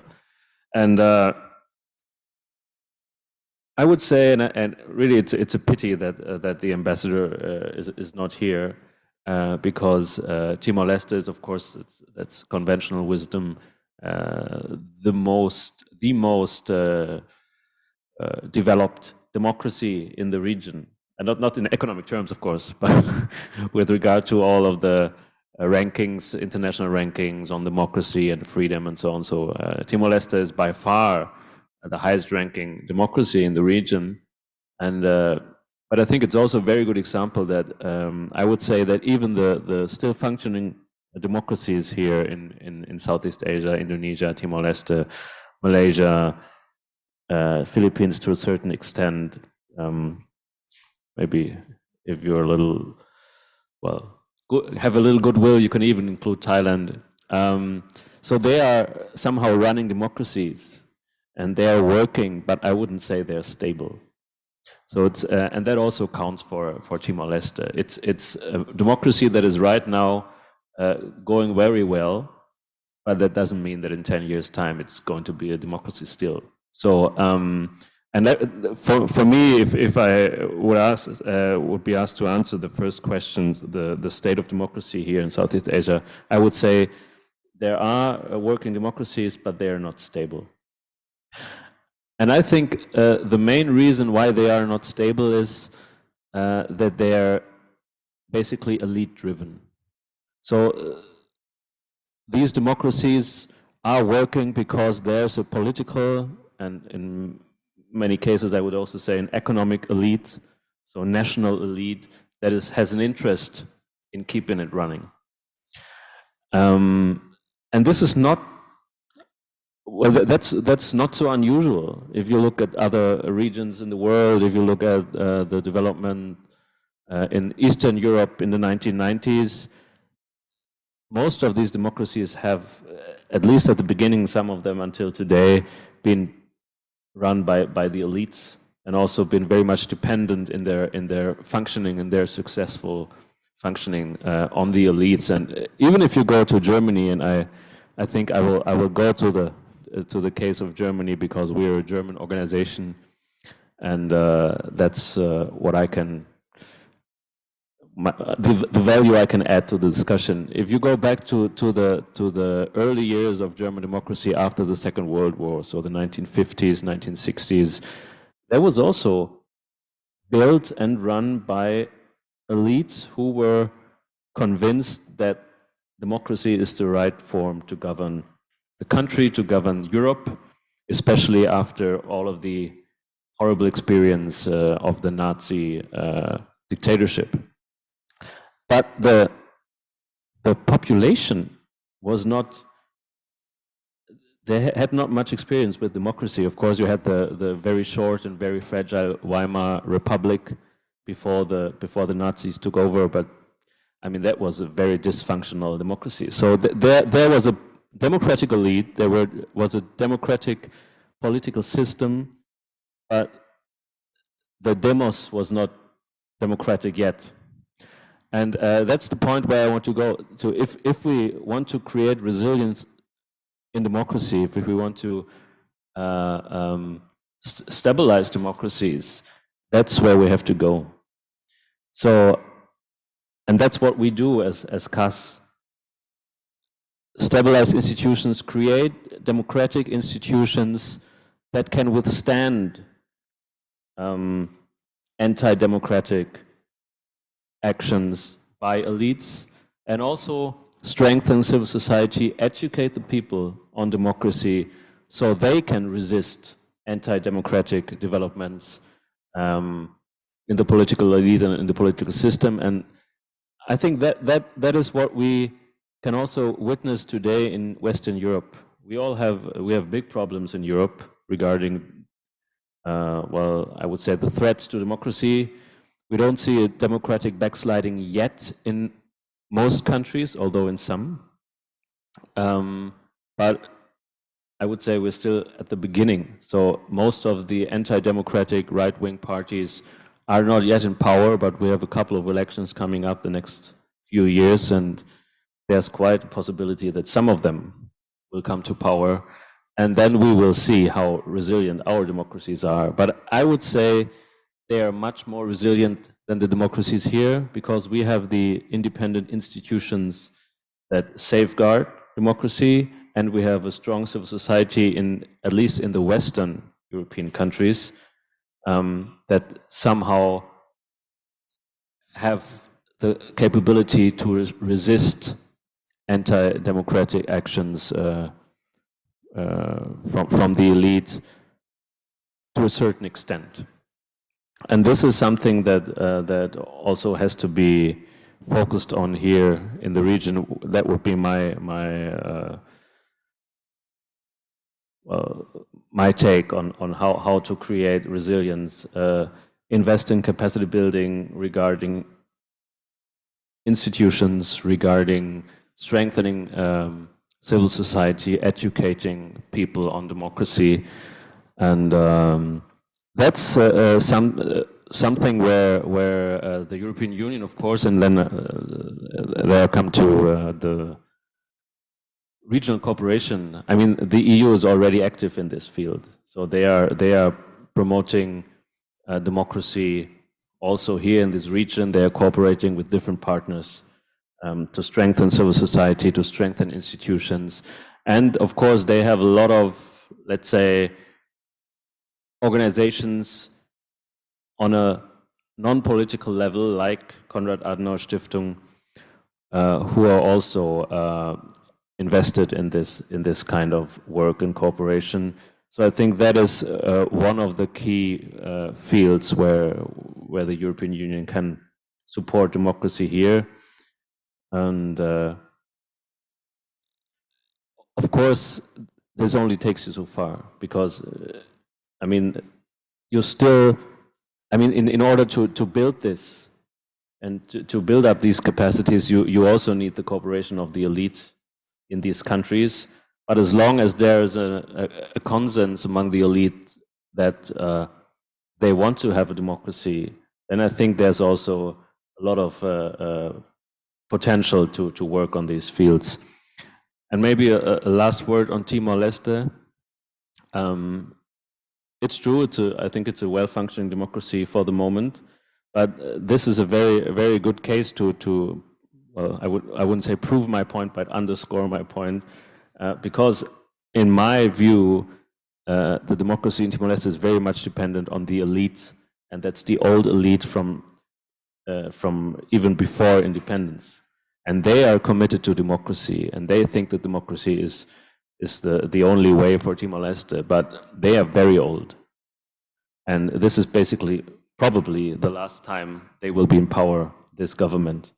And what comes after that, whether the commitment for democracy is as strong as it is now, then within the young generation or among the young politicians, I'm not so sure about this. And I don't even know if they have the strength and the political power, like the old elites, to really keep this democracy going. So I'm a little skeptic that this is really going to be a success story in the long run. That would be my initial statement. Thank you, Dr. Suarsana. I think there are highlights, if I may, before we move on to Dr. Aris Arugai. And I think I like your point. I like your point about the state of democracy in Southeast Asia, in the region. That is, we do have working democracy, but it's not stable. It can easily be backsliding or can be back to progressive democracy. And one features that I think is common across Southeast Asia, that democracy is elite driven so far. But when we are looking at the cases in the democratic decline, so to speak, according to Dr. Suarsana, that happened as well in Western Europe, but somehow they do have strong institution, strong independent democratic institution, which probably is lacking in the region. And lastly, I think about Timor-Leste, it's also very telling that in terms of ranking, Timor-Leste is the highest ranked democracy compared to other Southeast Asian countries. But as Denis emphasized as well, it's not in terms of economy and so on. So there's a question of what democracy can actually promise. Is it only about the political, or maybe justification or democratic legitimacy would come from many other factors that would include regional organization? As we know, and Dr. Aris Arugai knows more, some regional organizations like EU actually really provides pretext for democratic institution that requires members of EU somehow adhere to some democratic principles. Otherwise, you will be not in the EU. And the Organization of American States as well, I think they do have articles, right, in their charter saying that they would not tolerate unconstitutional change of government in any part of Latin American countries. So that would be, I think, if you may, include in your conversation about the democracy and how regional organization in Southeast Asia might interact. The floor is yours. Thank you, Dean Phillips. I'm so happy to call you that. Thank you to KAS Indonesia and CSIS Indonesia for the kind invitation. This is some sort of a homecoming. The last time I was here was in 2014, if I'm not mistaken. I can distinctly remember working with CSIS on several projects, including what was then called the Democracy Scorecard in ASEAN, a grassroots initiative to empower civil society organizations to assess and monitor democratization processes in the region. So let me divide my comments into three. First, by complementing some of the remarks on the state of democracy so far. Then I go to what role could regional organizations play, and finally some comments on Timor-Leste, though I myself am not a specialist in Timor-Leste politics. It is indeed correct to assess that the state of democracy in Southeast Asia is bleak. It has gone from bad to worse, but hopefully it will not further erode at the moment. It seems like in the region, even the term democracy is a word that has become allergic to most of its political elites. I think this has something to do with the debates within the region, similar to the debate on human rights in the 1990s, that democracy often clashes, or the rhetoric or the idea of democracy often clashes with terms like good governance or stability. When we know that in more mainstream and Western discourses, all of this is part of the package that comes with democratic governance. The idea that democracy destabilizes politics is something that has raised the fears of some of political elites in Southeast Asia, in even making just a commitment to democracy itself. But I think it also has something to do with the fact that Southeast Asia has to still find a consensual definition of what democracy is for them. Because as we all know, democracy, like writing, has been invented by multiple societies. It is not monopolized by one culture. It is not monopolized by one country. It's like fire. We can't really determine where in the world was fire invented. This means that democracy itself is malleable. It has something to do with what germinates as norms of democratic discourse within this society. A lot of the pushback from Southeast Asian elites is the idea that it is only the liberal representative model of democracy that should be the standard. While I agree that there is something that binds all democracies around the world, but that should just be the minimum rather than each country in the world copying and pasting a distinct model of democracy for everyone to emulate. This means that at the end, democracy always has to be reinvented.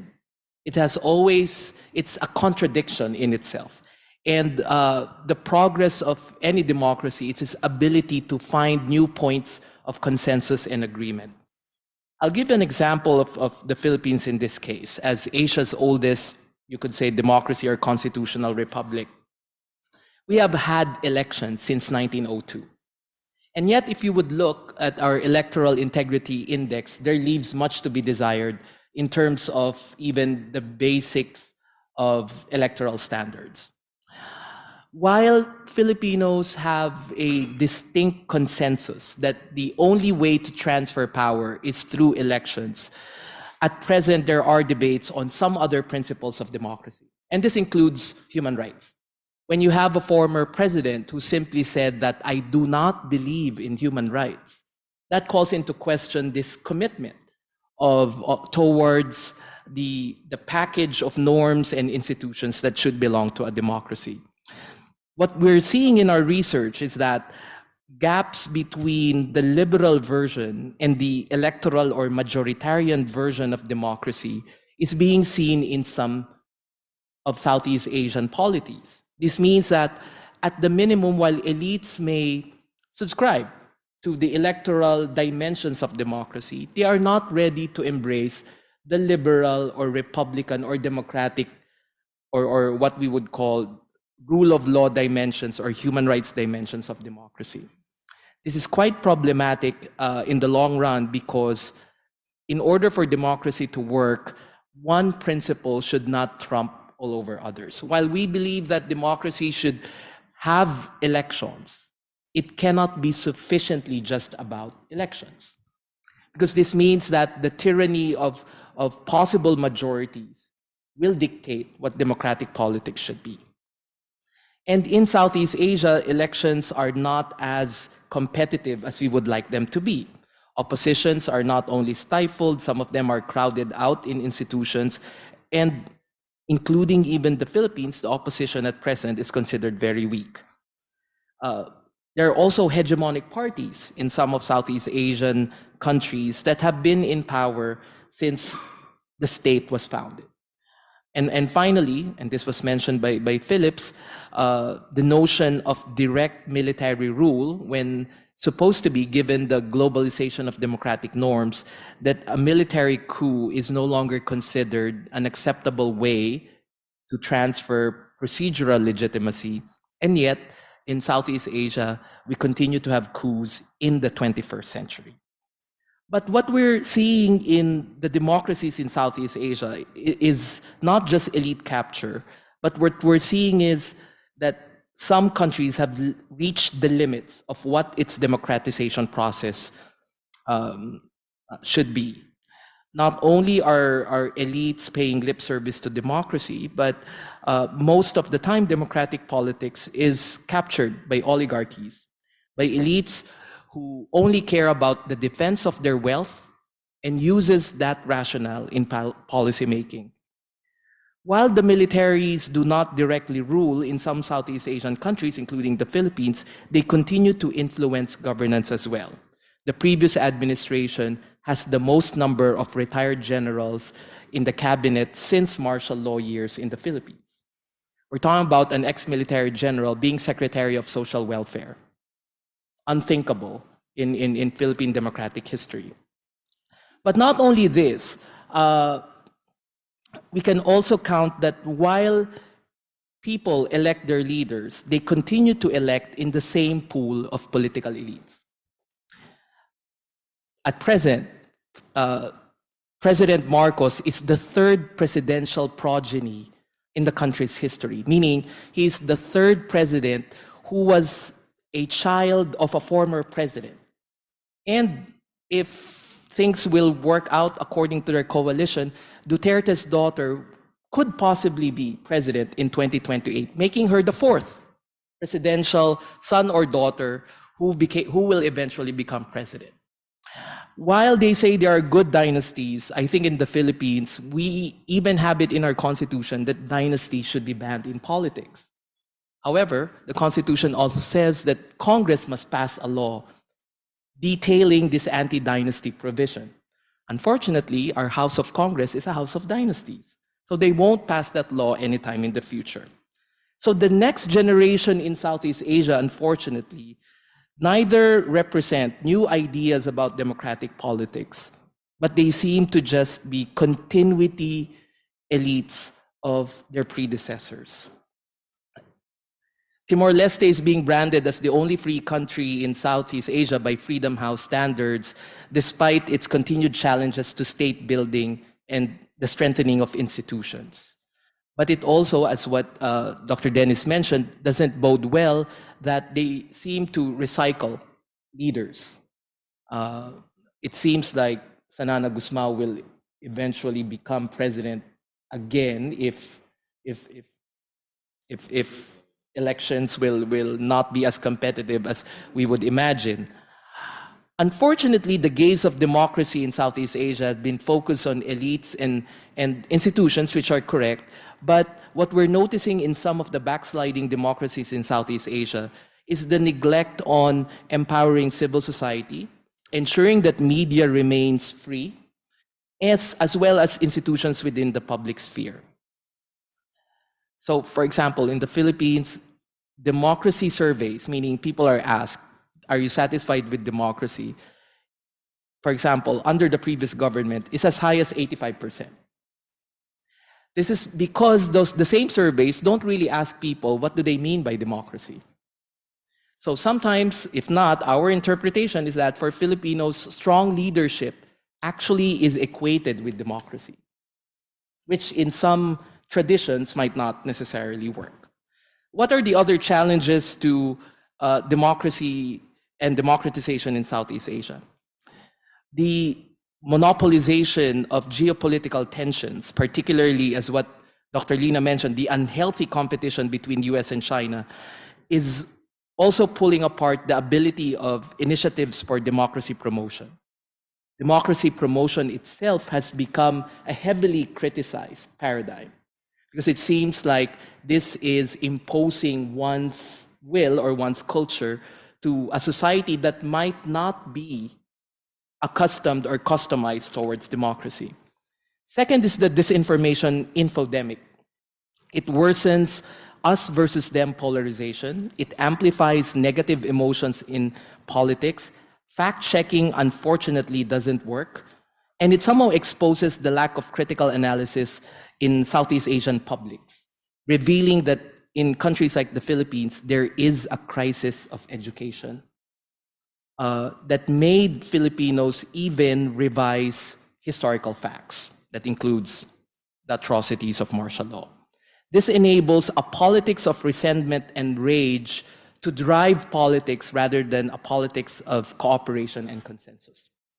We all know that if you post something highly and negatively emotional, it gets spread more easily than you post a picture of your cat or something like that. And finally, influence operations or the exercise of what we call sharp power.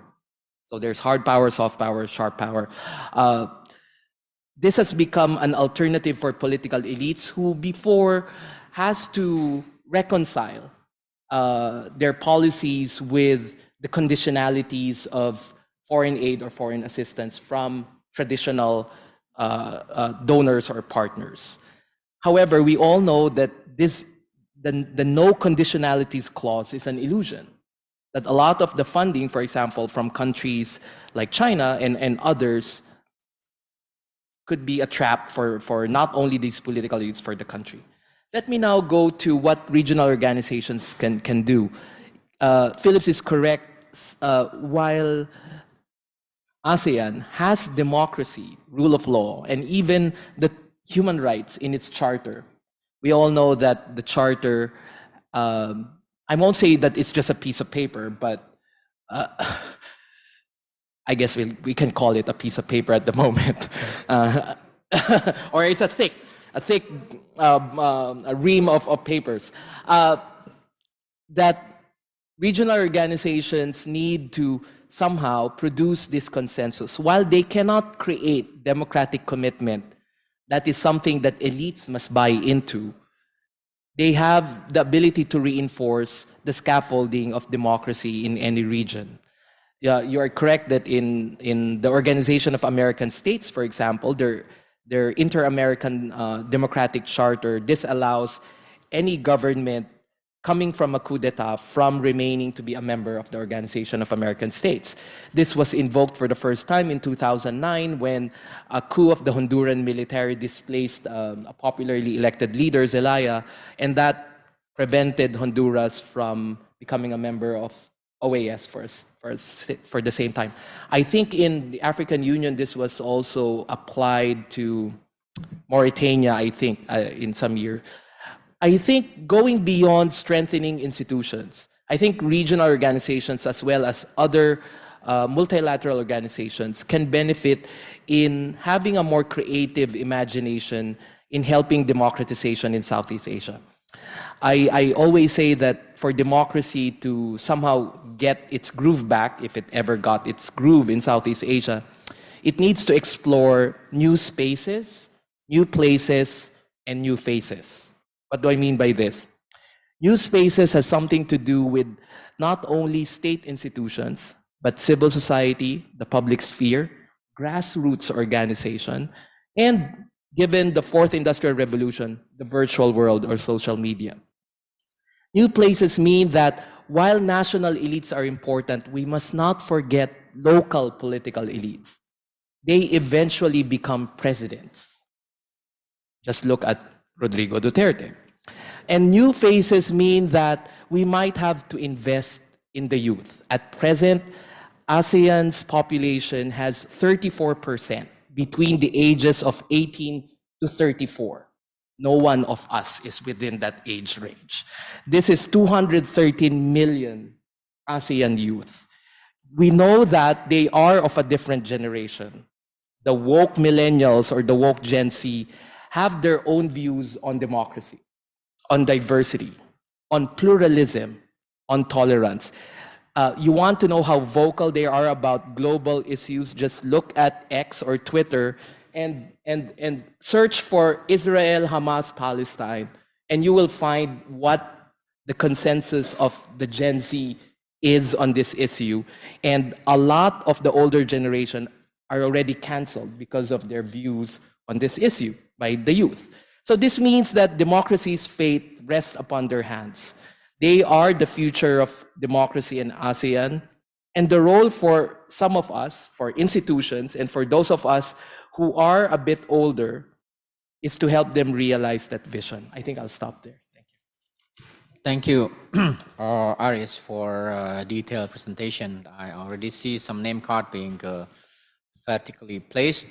I think from Aries, this is a dialogue between Indonesia and Germany, and Aries highlighted that there is a gap of understanding of the meaning of democracy, the liberal version of democracy and what the masses, probably in Southeast Asia, understood. And one example that Aris mentioned is in the case of the Philippines electorate equates strongmen with democracy, which there are consequences. There are good strongmen, of course, everywhere, but there are, strongmen with a tendency to be authoritarian. So there, of course, I agree with Arias that there might be some needs for new consensus of what do we minimally agree on democracy, at least in the case of Southeast Asia. Now we just go into the Q&A. We have two questions already from the floor. If on the right side there is another or two. Yes, so we can start with Andrew and I'm old, I could not see Jenny. And then we go to you, sir. Andrew. Thank you, Pa Phillips. There are two questions. First question is about ASEAN. The latest ASEAN Concord 4 issued by Indonesia as chair made no reference to democracy at all, made no reference to comprehensive security, while the Bali Concord 1 and 2 and 3, especially the 2 and 3, mention about democracy as a principle that binds the political community of ASEAN, and constitutional government and democracy that binds ASEAN centrality in Bali Concord 3, but no reference at all to democracy in the Concord 4. And instead, it focuses on economic ASEAN matters epicentrum of growth. So does it mean that, institutionally speaking, the design of ASEAN as a regional institutions, my question is whether it enables or it constrains democracy promotion in ASEAN with that particular fact. When we are talking about ASEAN centrality, does countries like Indonesia have to make sacrifice like it did before when ratifying the ASEAN Charter with regards to principles of democracy? The second question, I think, goes to both speakers. When we are talking about democracy, sometimes we talk about election, we talk about institutions, we talk about ideas, civil society, human rights. There is one interesting argument made by sociologists like Michael Mann, which is continued by political scientists like Dan Slater. He mentioned that there are something about political factors that explains either democratic or authoritarian durability, and it applies to Southeast Asia, which is the state's institutions.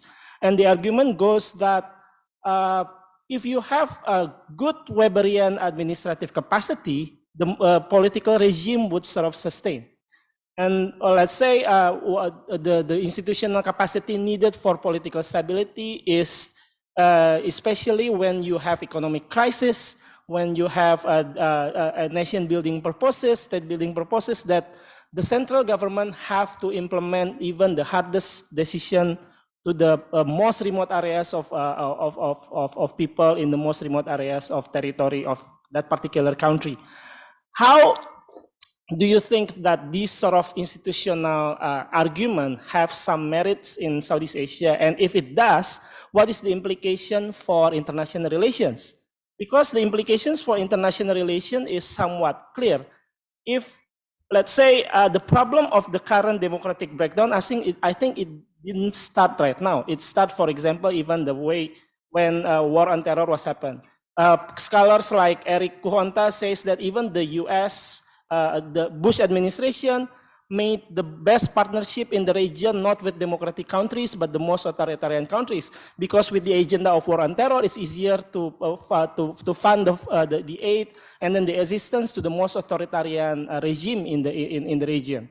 And if you take that argument even further, how do international community assist the process of democratic building in the region, and how not to sort of confuse it, making the good Weberian administrative with the merely state infrastructure capacity?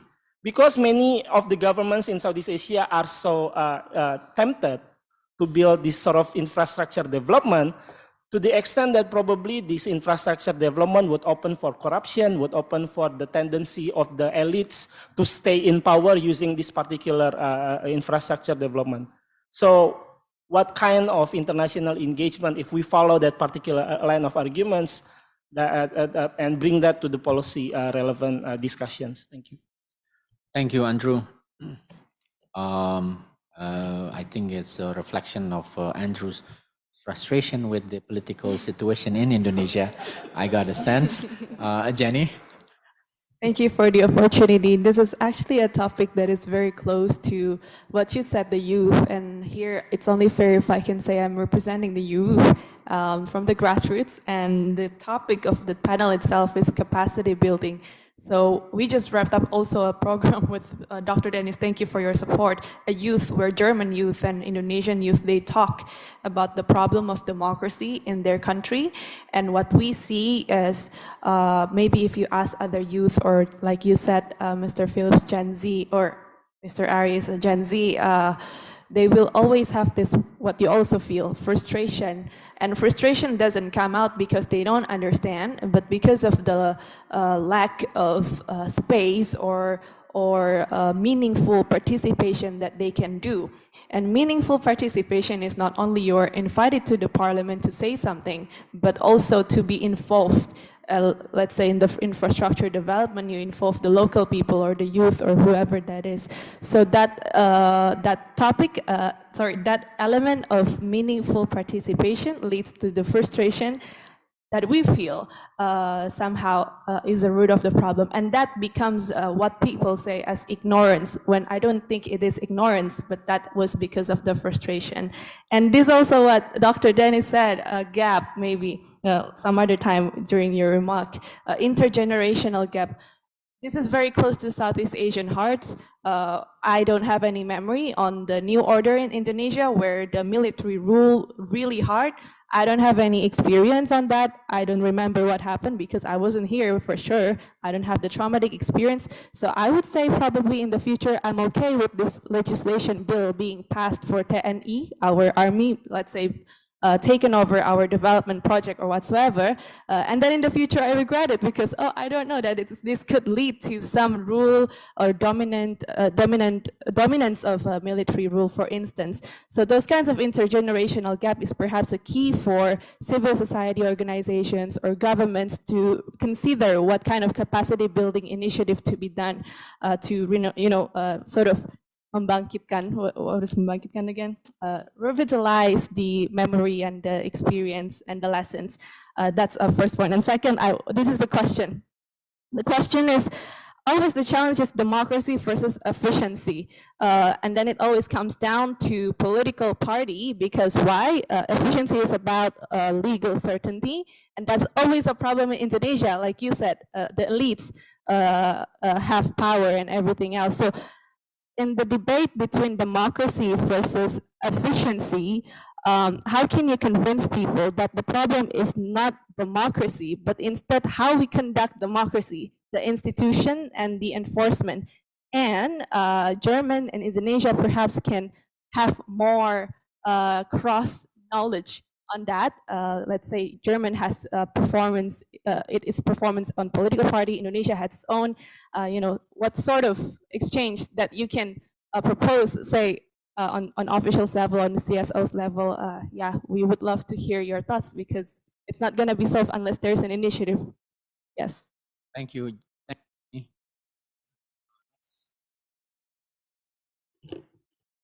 I always enjoy those discussions on democracy because so we are like 20 people in this room, and I'm very sure democracy means something very different to every one of us.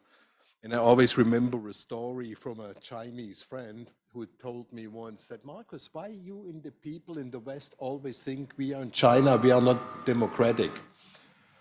And I said, well, I mean, you don't have elections. And then he said, yeah, we don't have elections, but our politicians have very good ear. But you politicians in the West, they have very bad ear, even though people have a lot of voice. Whereas in China, politicians have a lot of ear, and maybe people do not have that much voice. And so we can look at democracy for one as a process. Can we elect, yes or no? But I don't think this is actually what matters the most. I think we have to look at democracy in terms of an outcome. Do the people ultimately get what they want? Because democracy is the rule of the people. I mean, at least we can agree on that one. And I would actually suggest that we no longer anymore use the term democracy because it is so confusing.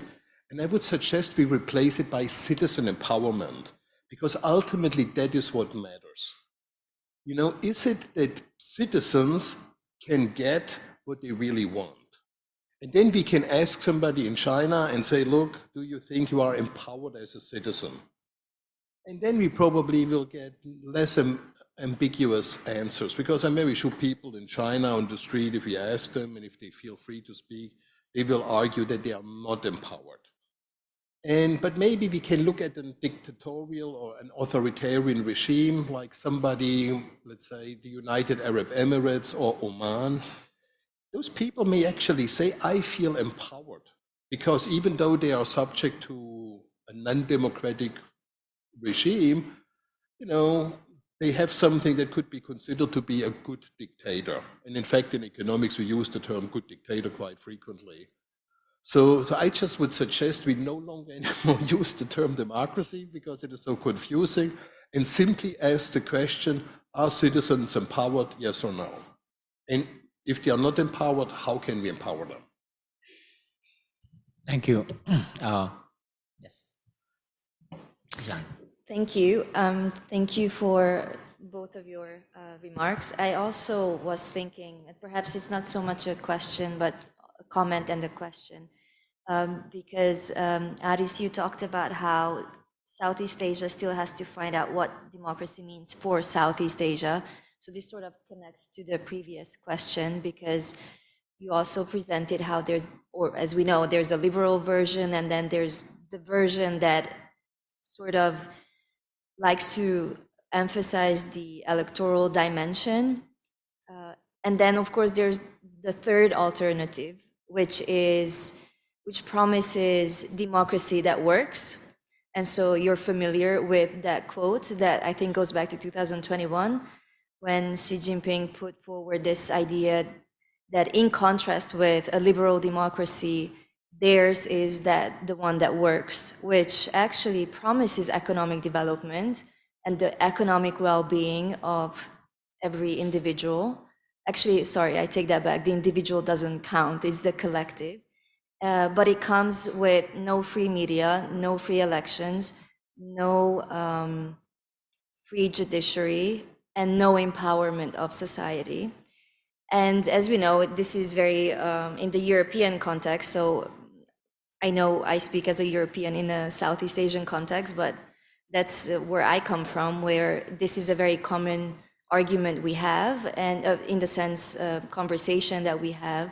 How do we deal with that alternative? Because it is a serious battle that we're in, and this goes back to, I think, to COVID, when Beijing tried to convince the developing world that their democracy or their democratic system promises the results that they can, show that it's effective. And it also goes back to your question of efficiency.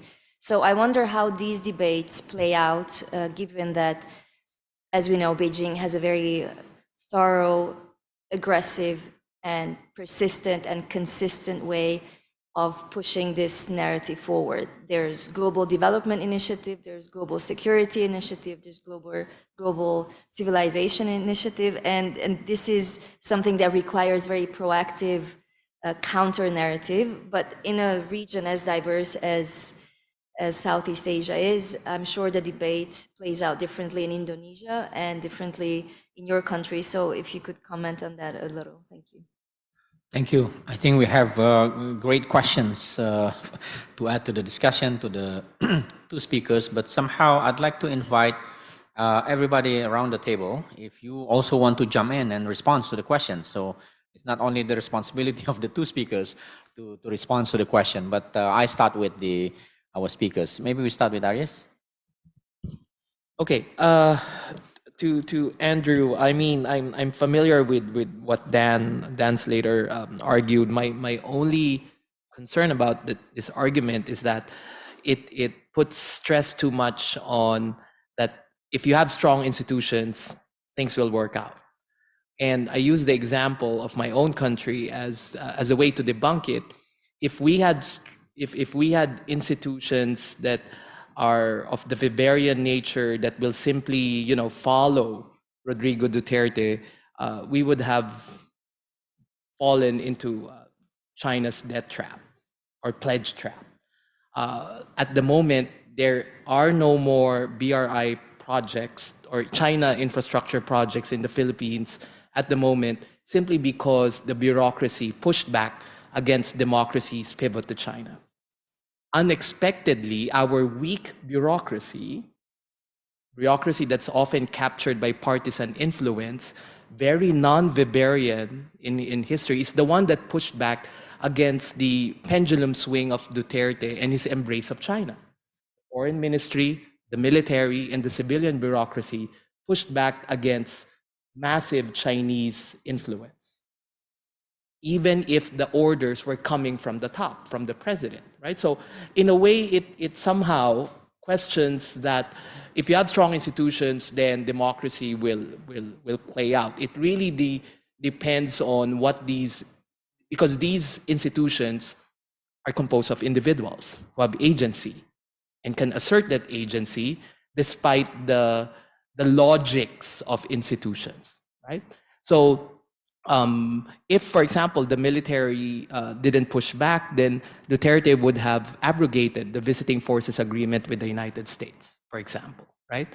But somehow, using James Scott's weapons of the weak, they know they are still under the president, but they somehow used whatever leverage they have. They delayed it until the vaccines came from the US, and by then Duterte was unable to impose what he wanted, because the US has rescued the Philippines from the COVID-19 pandemic, unlike what China promised. On the idea that democracy seems to be losing out, this kind of reminds me of the classic modernization theory. The idea that primacy should be on economic development, and somehow democracy will happen eventually. The invisible hand of democracy the invisible hand of economic development will push for democratic pressures. We have seen that before, but in fact, China's rhetoric is that it doesn't work that way, right? Especially if the state looms large in the development story of a particular country, right? And therefore, what is happening right now is that what I'm seeing in Southeast Asia is this heavy emphasis on statism, that it's the job of the state and the state alone. And the state is the only locus of power, of legitimacy, when we all know in political science that if you read Joel Migdal, that the state is only one of the many loci of power and legitimacy in a society. And I think this is the big difference with democracies and non-democracies. The sheer emphasis that the state should deliver everything rather than be a catalyst for empowerment for other institutions that are not part of the state apparatus to come in.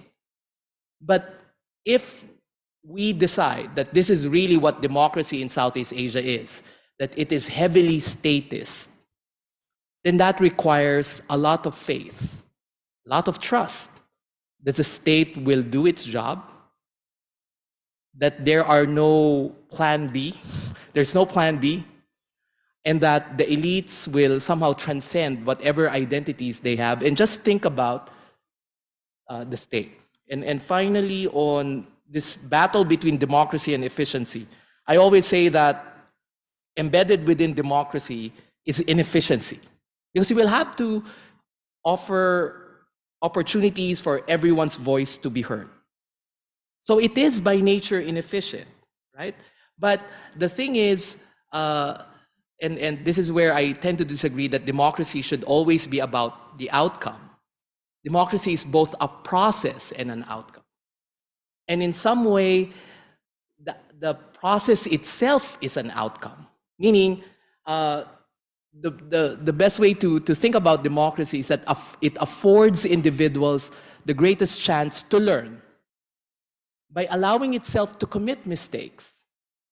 So when Filipinos vote for politicians that should not deserve to be leaders, the half full interpretation of it, hopefully they will learn.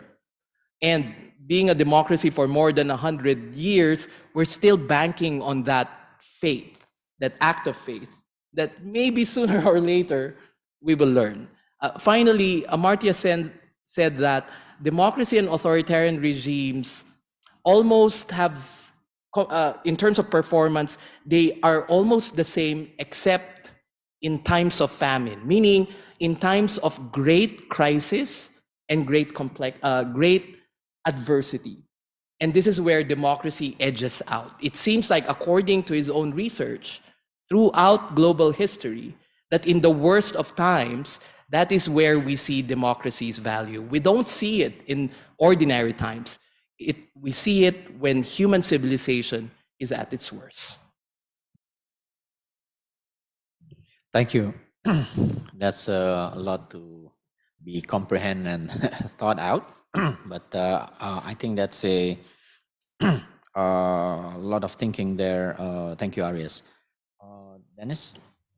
Yeah, thank you. There's so many questions, but I think many of them are overlapping a little. But I will go through it just for the sake of structure, one by one, because otherwise I will get lost probably somewhere. Start with you, Andrew.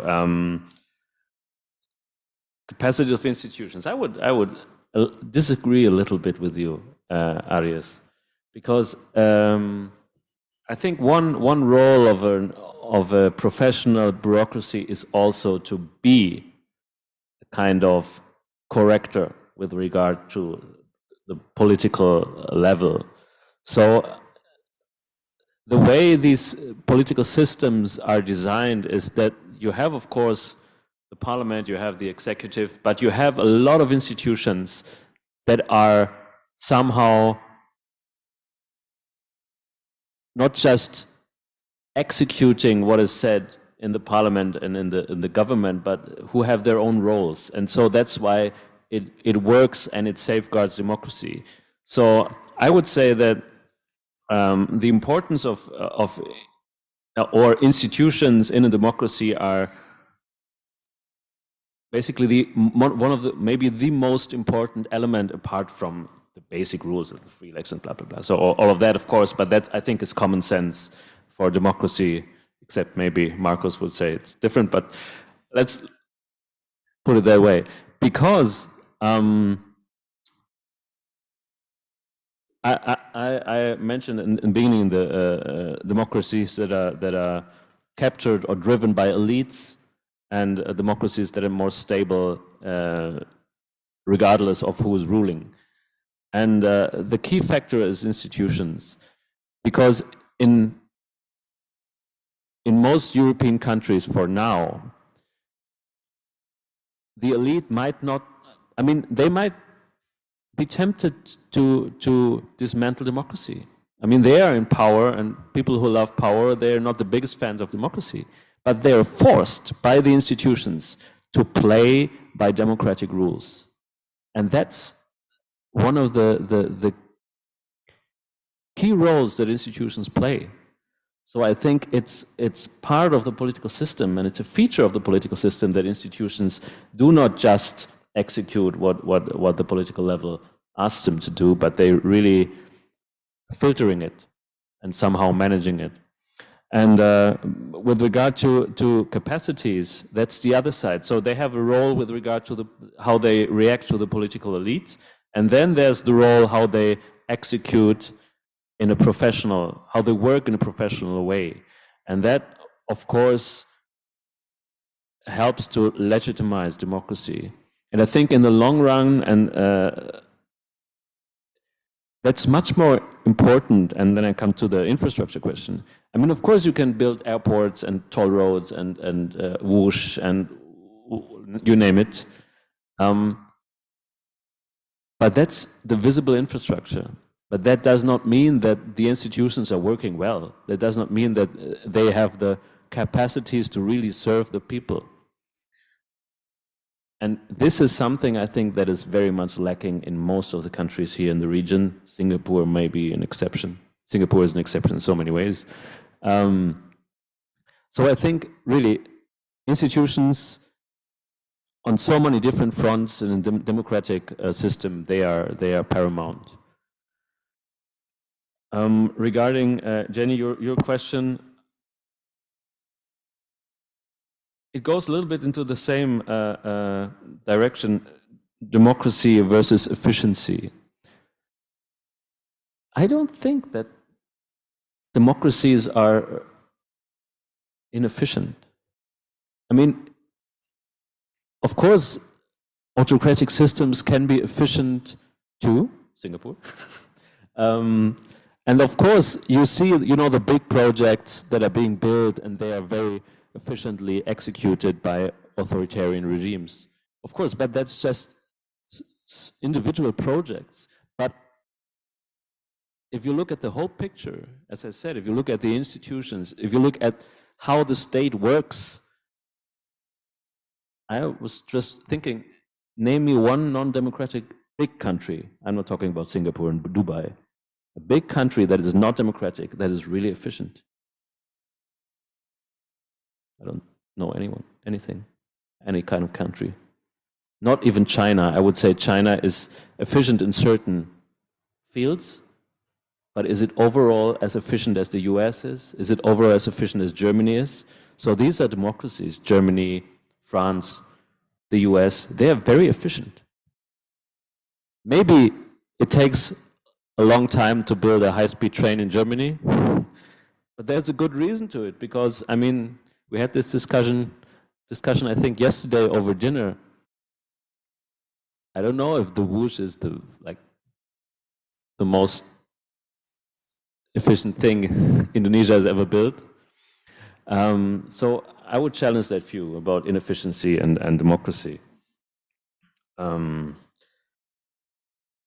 Marcus, that also goes into that direction. Democracy should be graded according to outcome. I mean, that's a nice idea, and that corresponds to the idea of the benevolent dictator. So in a perfect world, that could work. But then I would ask, who decides what a good outcome is? You need someone who's deciding it, and you need a mechanism on how this decision can be transported to the decision makers, and I mean, or to the political elite, and then you come back to elections. So that's how things are being decided. If the outcome is good, then the electorate will vote for you. If it's not, then you're going to be out of office, and they will elect someone else. So in the end, you arrive again at this mechanism of elections and democracy and the people who decide in the end. So Chinese rulers might have big ears or well-functioning ears, but what if they don't want to listen? Then where's the mechanism that corrects them? So it might sound good in theory, but I think in practice it won't work. Zsuzsa, democracy, it went in the same direction, didn't it? Like democracies that work, doesn't it also like correspond to the issue with outcome and efficiency? Did I get it wrong? So I think we should stop. We fall into the trap of authoritarian regimes. They give you some nice infrastructure projects, and you say, "Wow, this is the country." But I mean, infrastructure is only one of the many projects and many things that governments have to deliver. And on all of on most of the other fronts, I would say that democracies are well ahead. Thank you, Denis. Before I open the next round of Q&A, I think Andrew posed a relevant question to the topic that have not been responded. If I may invite Aries and also Denis, he highlighted the fact that the last ASEAN Concord did not include any word about democracy. What does that mean? How do you read this in terms of the trend of the region? Of course, you already said it's a piece of paper, but at least in the previous Concords, there were some acknowledgements on these values of governance and so on. Right. We know that the Concords are aspirational, right? But we also know that ASEAN formulates by consensus and by the least common denominator. So perhaps I don't want to make a mountain out of the absence of certain words, but it does represent, I think, maybe prioritization. That coming from a gripping pandemic, it seems like the focus is how to regain economic momentum and how to remain an economically dynamic region. And unfortunately, in the hierarchy, in the prioritization, economic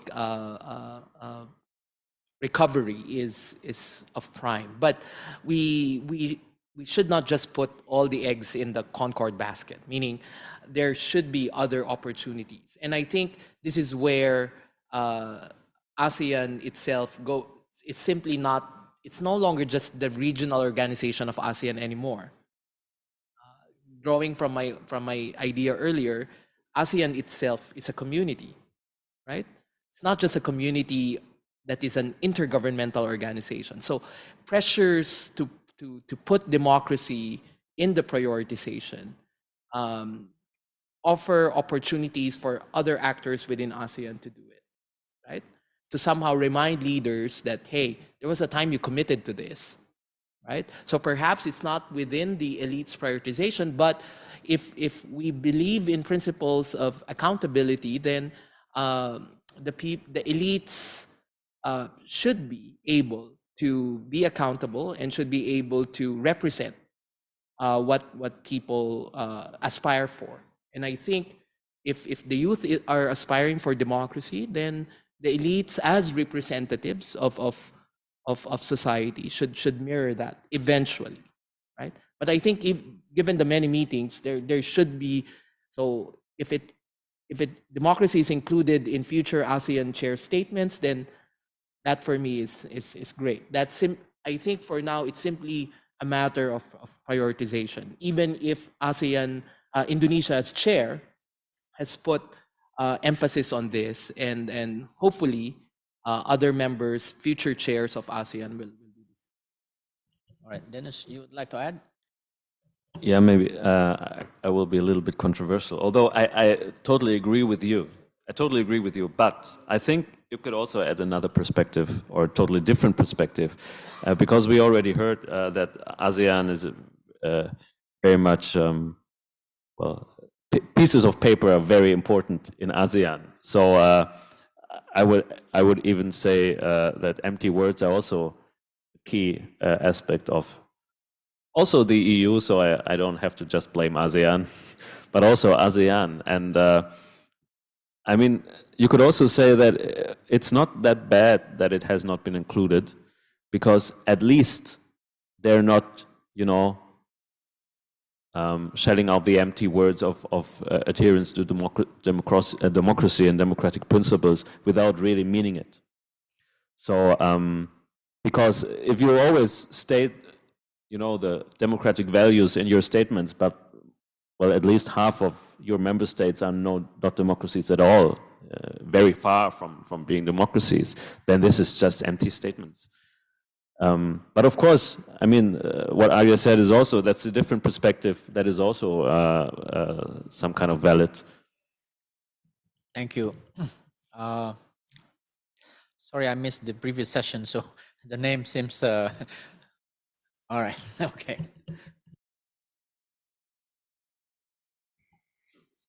Thank you. Very interesting discussion. Talked about pieces of paper. I mean, looking forward, I guess pieces of paper are the end, and we're moving towards digitalization. So I'd be interested in your views how digitalization is shaping democracy in the region, both in terms of opportunities, looking at Gen Z and that, but also in terms of oppression or of that, and maybe also, since we talked a lot about dependencies, we talked about minerals and the hardcore stuff, but looking at digital dependencies, I think is something that is really, really important, especially in terms of AI. If you look at where all these technologies come from, I mean, you have Shenzhen, you have Silicon Valley, and you have very clear dependencies that are being shaped. How do you think that will impact democracies in the region? Thank you. Thank you. I saw Wafa.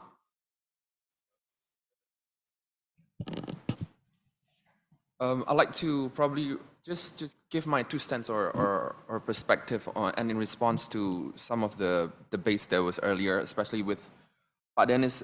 Pak Denis talks about which non-democracy can actually be categorized as efficient, right? Because he mentions that no non-democracy can be categorized as efficient. And my thoughts was that I think I agree with you, but I think there's also an issue of a lack of global regional model for democracy at this moment. So the question would be, who do we look up to, right? And in that matter, my sense is that perception also matters. Like, my concern is, if you ask ministry officials, for example, Indonesian ministry officials, I think some from the Home Affairs are here, probably from BRIN, from is also here, the research here. My sense is that if you ask them which country do you aspire to be, the models that they had in mind, I'm not sure if they will say a European country. That's my worry right now at this moment. That's my worry. I'm not sure either if they will talk about the US, right? So what they have in mind when we see the policies that they give, they disseminate, I just worry that I get the sense that they're looking at a non-democratic country in here. You know, probably also relates to funding, relates to the programs and initiatives that they're exposed to. But that's my worry. So my question is about if the problem is a lack of model, who should we look up to, and where should we draw our arguments from? Right, like Professor Harugay talks about Philippines a lot, right? But will that transition or reverberates strongly with the Indonesian, for example, Indonesian audience, that's also another question, right? And all the big powers, all the big democracies currently have different sorts of problems. And my second layer of questions would be, just from my personal experience, whenever we go to workshops in Southeast Asia, it becomes increasingly, it feels that, and Pak Denis, you go to Cambodia a lot, you go to Southeast Asian countries a lot, other Southeast Asian countries aside from Indonesia. My sense is that whenever you talk about democratic principles, you're either very bold or you can't read the room. You're usually really bold or strong or strongly opinionated, right? Especially if you mixed it with non-democracy panel or non-democracy topics. If you mix it with a development topic, if you mix it with a green transition topic, and suddenly you talk about, what about we push about democratic principles in cyber, in other, so it becomes, whenever we talk with democracy, it becomes just democracy in the sense of election, institutional building, just that narrow scope of democracy. So it never really transition with all these new sectors that all the young kids are talking about, right? So that's also my sense. So I would like to just hear your comment on that state of Southeast Asia at the moment. Thank you, Jenny. We collect all four. Okay? Sorry for taking the slot twice, but just a short one. I'd like to add up and follow up on what Dr. Denis said, and you mentioned system and institution. It's important because in the end, the leaders, whoever has the power, they have to follow the system and follow what the institution rules them to do. But then what was born as another problem, as we see in Indonesia, for instance, is when institution is there, when the system is there are also loopholes or ways and in what the power can sort of overrules the institution. For instance, we see money politics in Indonesia, that's a problem. And then also, that's why I was bringing up about political party earlier, because I think this is also relates to what Wafa, I think, brought up. I think there is no sort of model to look up to, but instead, for instance, in German, we see the public funding for the political parties. We don't have the same system.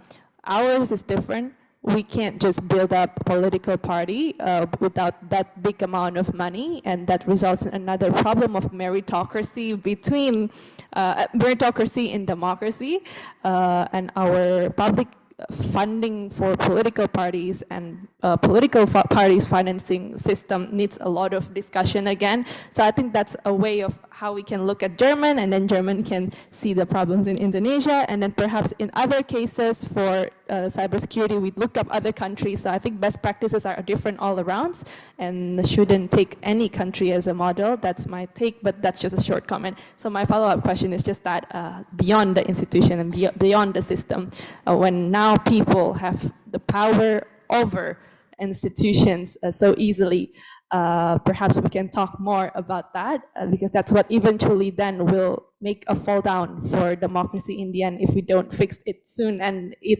causes the declining trust for democracy among the people. Thank you, Jenny. Andrew? Thank you again. I think my concern about democracy is the biggest question here in the room is whether we should put democracy promotion or anything associated with democracy as the main agenda of foreign policy given our strategic challenges today. The reason I ask this kind of variation within the democracy is because in the past, different argument gives different merits and different argument gives different lines of policy initiatives. If I can go back to my questions about ASEAN, it can be that lowest common denominator, or it can also be that officials, diplomats of Indonesia who become the actual chair of ASEAN seems to forget about democracy, and they don't think that it's important anymore. What I'm afraid is the recent geopolitical challenges socialize us into saying that pragmatism is better than being principled. It's being taught when you select infrastructure development. It's even being taught by a leader who somewhat betray his or her political parties, saying that we should be pragmatic just because that we have development purposes, something like that. So there are the sort of efficiency can delve into another rubric, which is pragmatism. In the time of pragmatism, the challenges of Indonesian foreign policy, for example, how we can help people in Myanmar when we lack of strong ideas that should become our backbone in any of our approach to Myanmar. International community does not speak about human security anymore, doesn't speak about responsibility to protect, doesn't speak about democracy promotion, and at the end of the day, I'm worried that we are heading towards normalization of Myanmar junta, which is something that ASEAN cannot do anything if the values is pragmatism. So, and again, when choosing infrastructure development, there is no other choice rather than China, because China is easy money. And in Indonesia, if you want to go with investment from the Western countries, it comes with huge requirements of labor adjustment, environmental adjustment, and then you know, the things about good governance, which is still the problem of money politics that mentioned by the previous by Jenny. So in time of this geopolitical competition where everyone is pragmatic from the west to east, do we still need to put democratic promotion in our foreign policy, in our regionalism or regional agenda? Thank you. Thank you. Unfortunately, we only have 5 minutes for two speakers to respond to those big questions. I was told it's 4:45, right, Wafa? So it's about 5 or 10 minutes, right? Please, Denis. Okay, thank you. Yeah, very interesting. I could go on and on, but we still have the dinner, so maybe some of you will join and we can continue this. Digitization and democracies. I think, to put it simple, that at the beginning of, you know, when social media, when they started even earlier, the internet and then social media, when all of this came up and became popular, we all thought that it would be a boost for democracy because people would be much more informed, much more involved. All of the hierarchy that has been well, dominating in societies, in political discourse, was going to be abolished, and that's true. But I think the problem is that the technical and societal development has been much faster than we could react, especially in terms of education. And so now we have these social media, we have the Gen Z who is like using it 5 hours a day or even more. They are on social media, but they don't understand it. At least they know how to use it, of course, also actively and passively. But with regard to politics and with regard to fake news and all the propaganda and political debate, and so they lack the knowledge, and also they lack the political education. And now it really turns to the opposite, that it becomes a threat to democracy and democratic processes. And we see it all over the world, not just here in Southeast Asia. In Europe, it's the same thing. And I think it's a really big threat. I wouldn't say it's an existential threat, but it's quite close. Because all of these parties that we're seeing right now in Europe that are well, trying one way or the other to not necessarily to abolish democracy, but to somehow undermine democracy, they rely on social media, they rely on propaganda, on fake news, on all of this, and we don't know how to react. And I think it's still unsolved, this problem. We don't know how to react.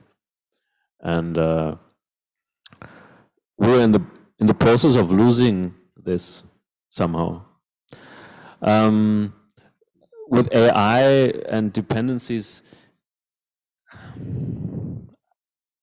it's a very complicated topic, because if you say China and US, I mean, X or Twitter, it's American. But still, I would say it's, at the moment, at least in the West, it's one of the biggest threats. So it's not Twitter as a tool, but it's how it's used. So I would say my answer would be, it depends on how this technology is going to be used, but it's, I think, much too early to say for sure. Wafa, regarding the role models, that's true, but that's because there's no perfect democracy, because there's no perfect society. I don't even know what this would mean. Yeah. So I think the problem is why many people and also governments would choose other non-democratic countries as role models is because they have a very limited image of these countries. So you only see what you want to see, and then you say that's the role model. And especially with regard to China. Because if anyone says Singapore is a role model for Indonesia, that's just complete nonsense. I mean, this is totally different country. But if you say China is a role model, I would even buy it. But I would say that you should have a closer look. So I would say there's no perfect country, be it democratic or non-democratic, but the democratic countries are certainly the better ones. I cannot even read my own writing. There was another question, Wafa, but I cannot read what I wrote, so I'm sorry. Maybe we come to that later.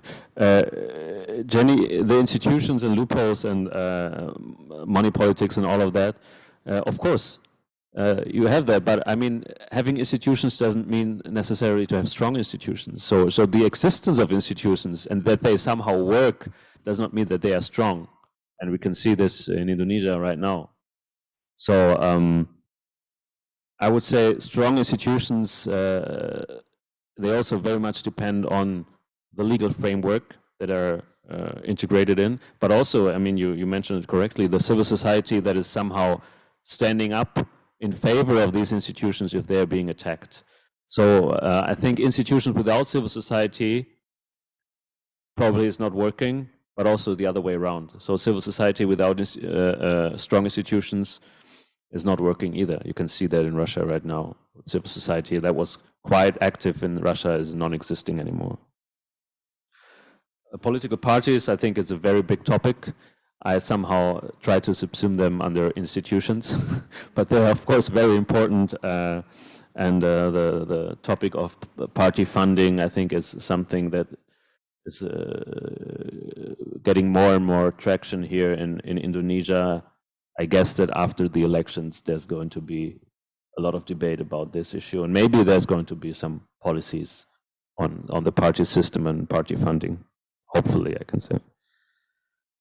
And the last question, Andrew, I think that's a good point, and that's basically the discussion that we are having right now in Europe after the Zeitenwende, as our Chancellor coined it, the paradigm shift in foreign policy and security policy. So we have this China strategy, we have the Indo-Pacific strategy. It's all about this question. Don't we have to become more pragmatic? And I think there's some truth to it, and we're doing it already with most non-democratic country. I mean, if you go to Vietnam, you don't have to, you don't have to be naive. Of course, you're not promoting democracy there, but you can still help them to build a better public administration, better institutions. But you also, of course, you want something from them. I mean, that's why we are there. That's why we are everywhere in the world. So I think that's the direction we're going. We're becoming more pragmatic. But still, if someone asks us to help, like Indonesia does, with regard to strengthening democracy, we're happy to help. Thank you. Aris? Very quick. Digitalization is indeed a threat. Social media, for example, in countries like the Philippines, have become one of the sources of democratic backsliding. It also contributed to pernicious polarization. So if you go to the to social media, you can clearly see how the mobilization of state-sponsored influencers, for example, would parrot narratives that not only undermined historical facts, but even collective memory and even democracy itself. So, but part of digitalization, I think, is also the vulnerability of digital infrastructures. So therefore, part of it becomes a threat to democracy, not only in terms of content, but if you have countries that have weak infrastructure, we're talking about, for example, data breaches, right? We're talking about, but we're also seeing how digitalization could be weaponized by the state in terms of digital repression, in terms of banning content, banning oppositions, and etc. So just like any technology, it's a double-edged sword, but what we're seeing right now is more the negative side rather than the empowerment side that digitalization offers. In terms of models of democracy, I think rather than models, maybe for me, sources of inspiration, and maybe we should not fall into the trap of just looking at countries, but rather than democratic actors. So like the Move Forward Party in Thailand. At first, no one was taking it seriously. These are a bunch of young people who got 30% of the vote. There are more non-young people who voted for MFP than young people. So that means the youth could catalyze transformation or the ability to reimagine politics, right? And this again invalidates institutions in the sense that it was unthinkable at some point, given all the legal barriers that the Thai political system has been put in place in order. But of course, in the end, they were not able to lead the government. But I think even if they weren't able to, we're able to open the possibility of a new Thai democracy. And one that is driven by and inspired by new actors rather than the traditional ones.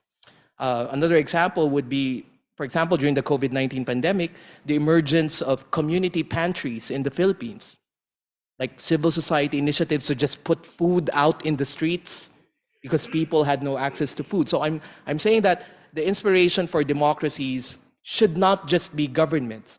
We're talking about the civic coalition in Poland, wherein the inspiration comes from actors, regardless of their diversity, their diverse views, putting up an anti-democratic backsliding front.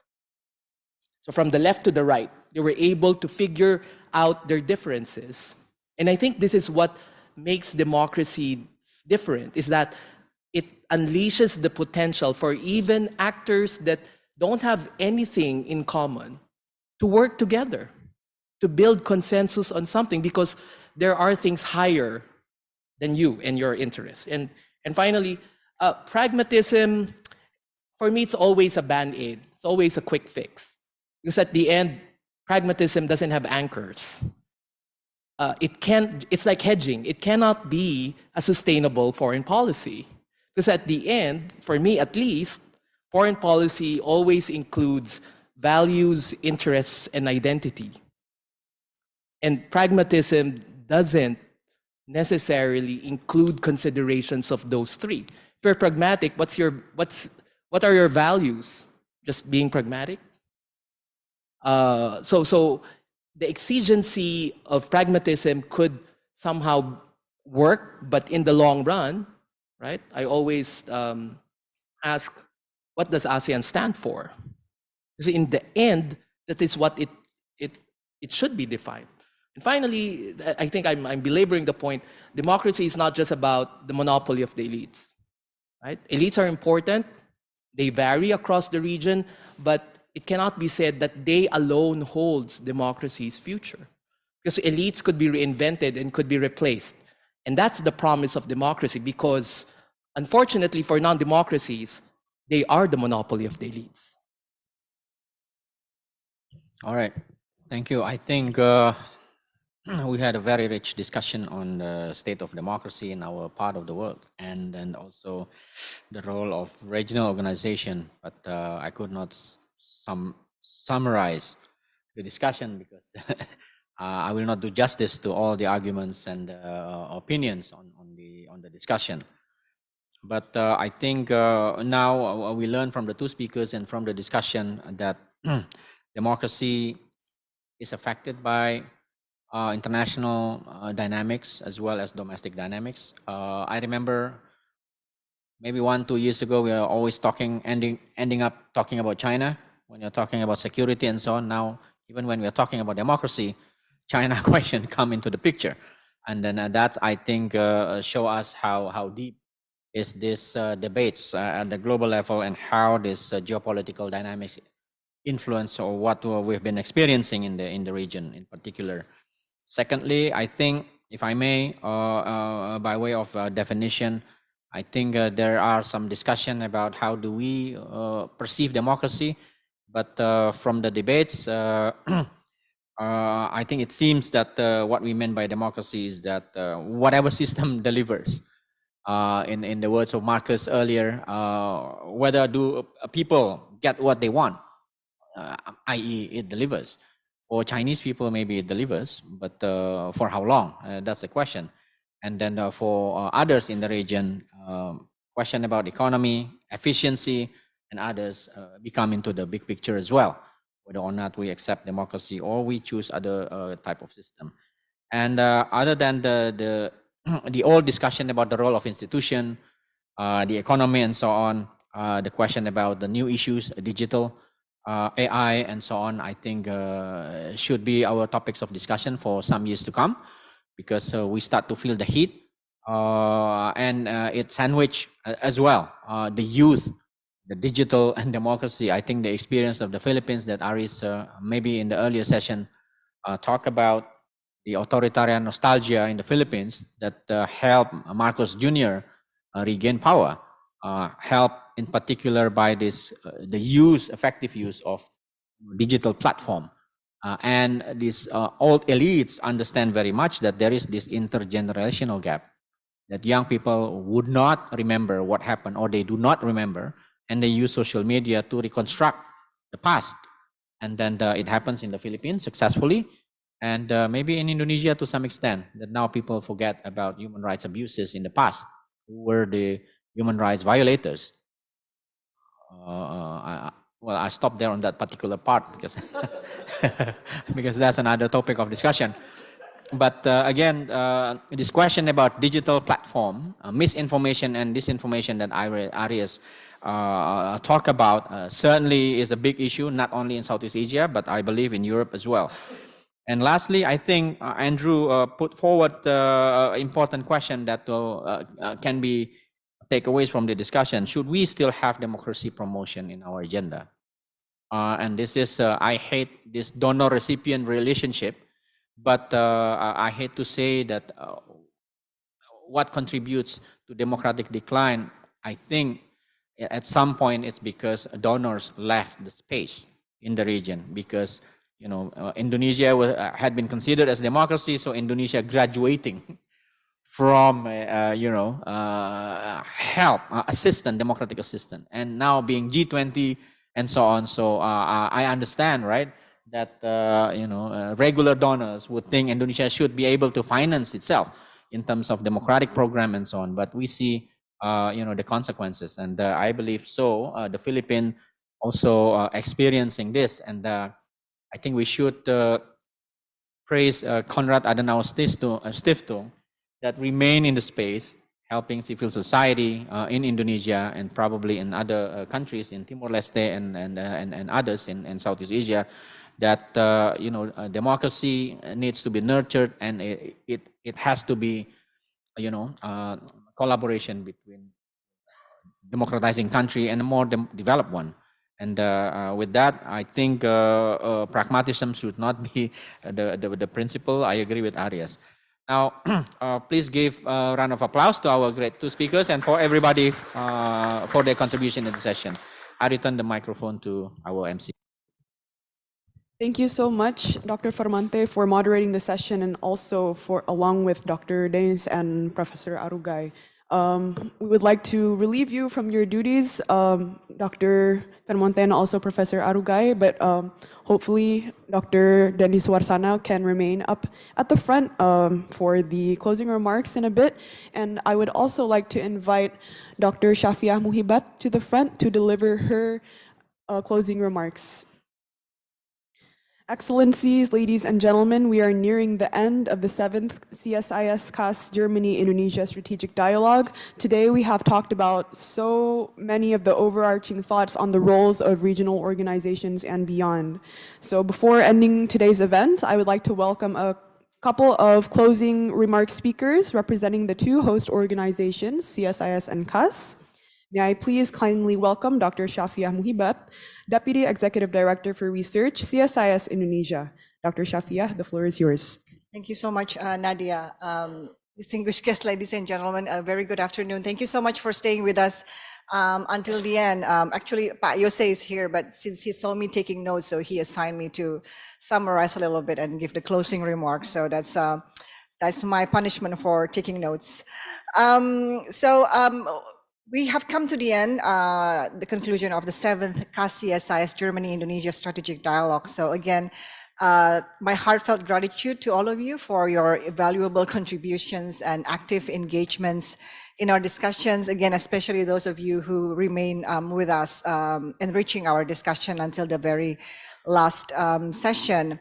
So throughout the day, we have talked a lot about issues pertaining to our critical theme, the role of regional organizations in times of crisis.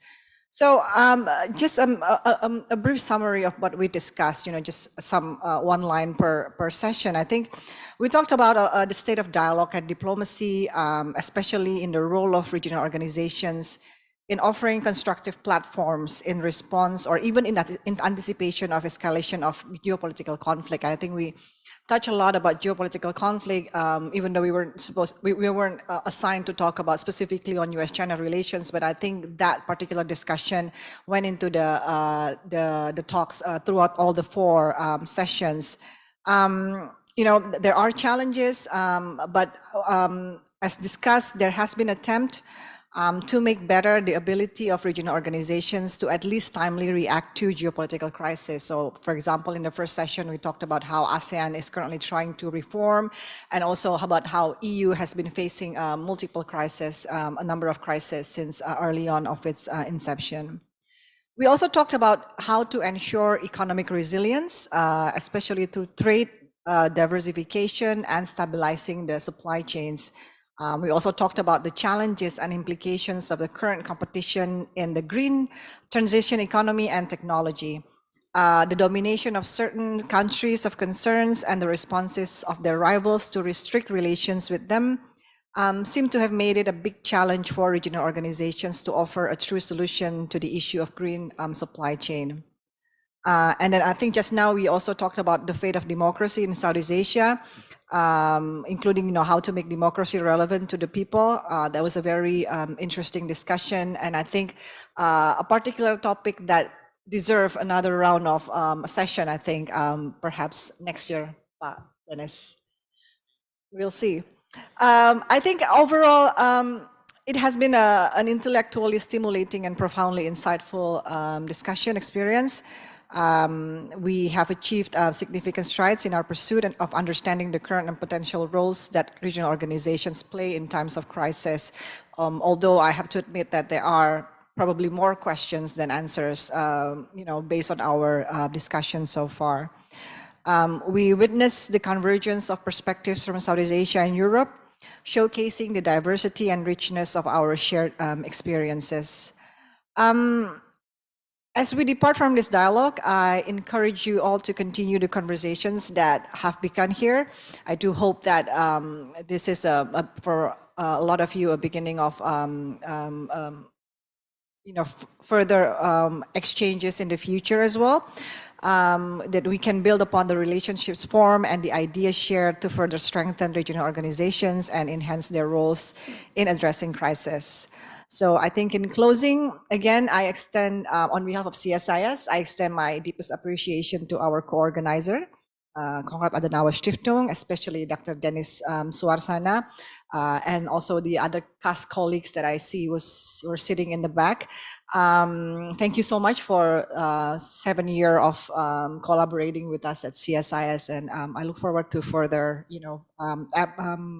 iterations of this cooperation. And last but not least, of course, a big thank you to all of the speakers, especially those of you who come a long way to Jakarta, and also the other participants, contributors to this event. This would not have been a very rich discussion without the contributions from all of you. So again, on behalf of CSIS, thank you so much for your active participation. I look forward to our next meeting. So until then, those of you traveling back home, safe travels, and please keep in touch. Thank you.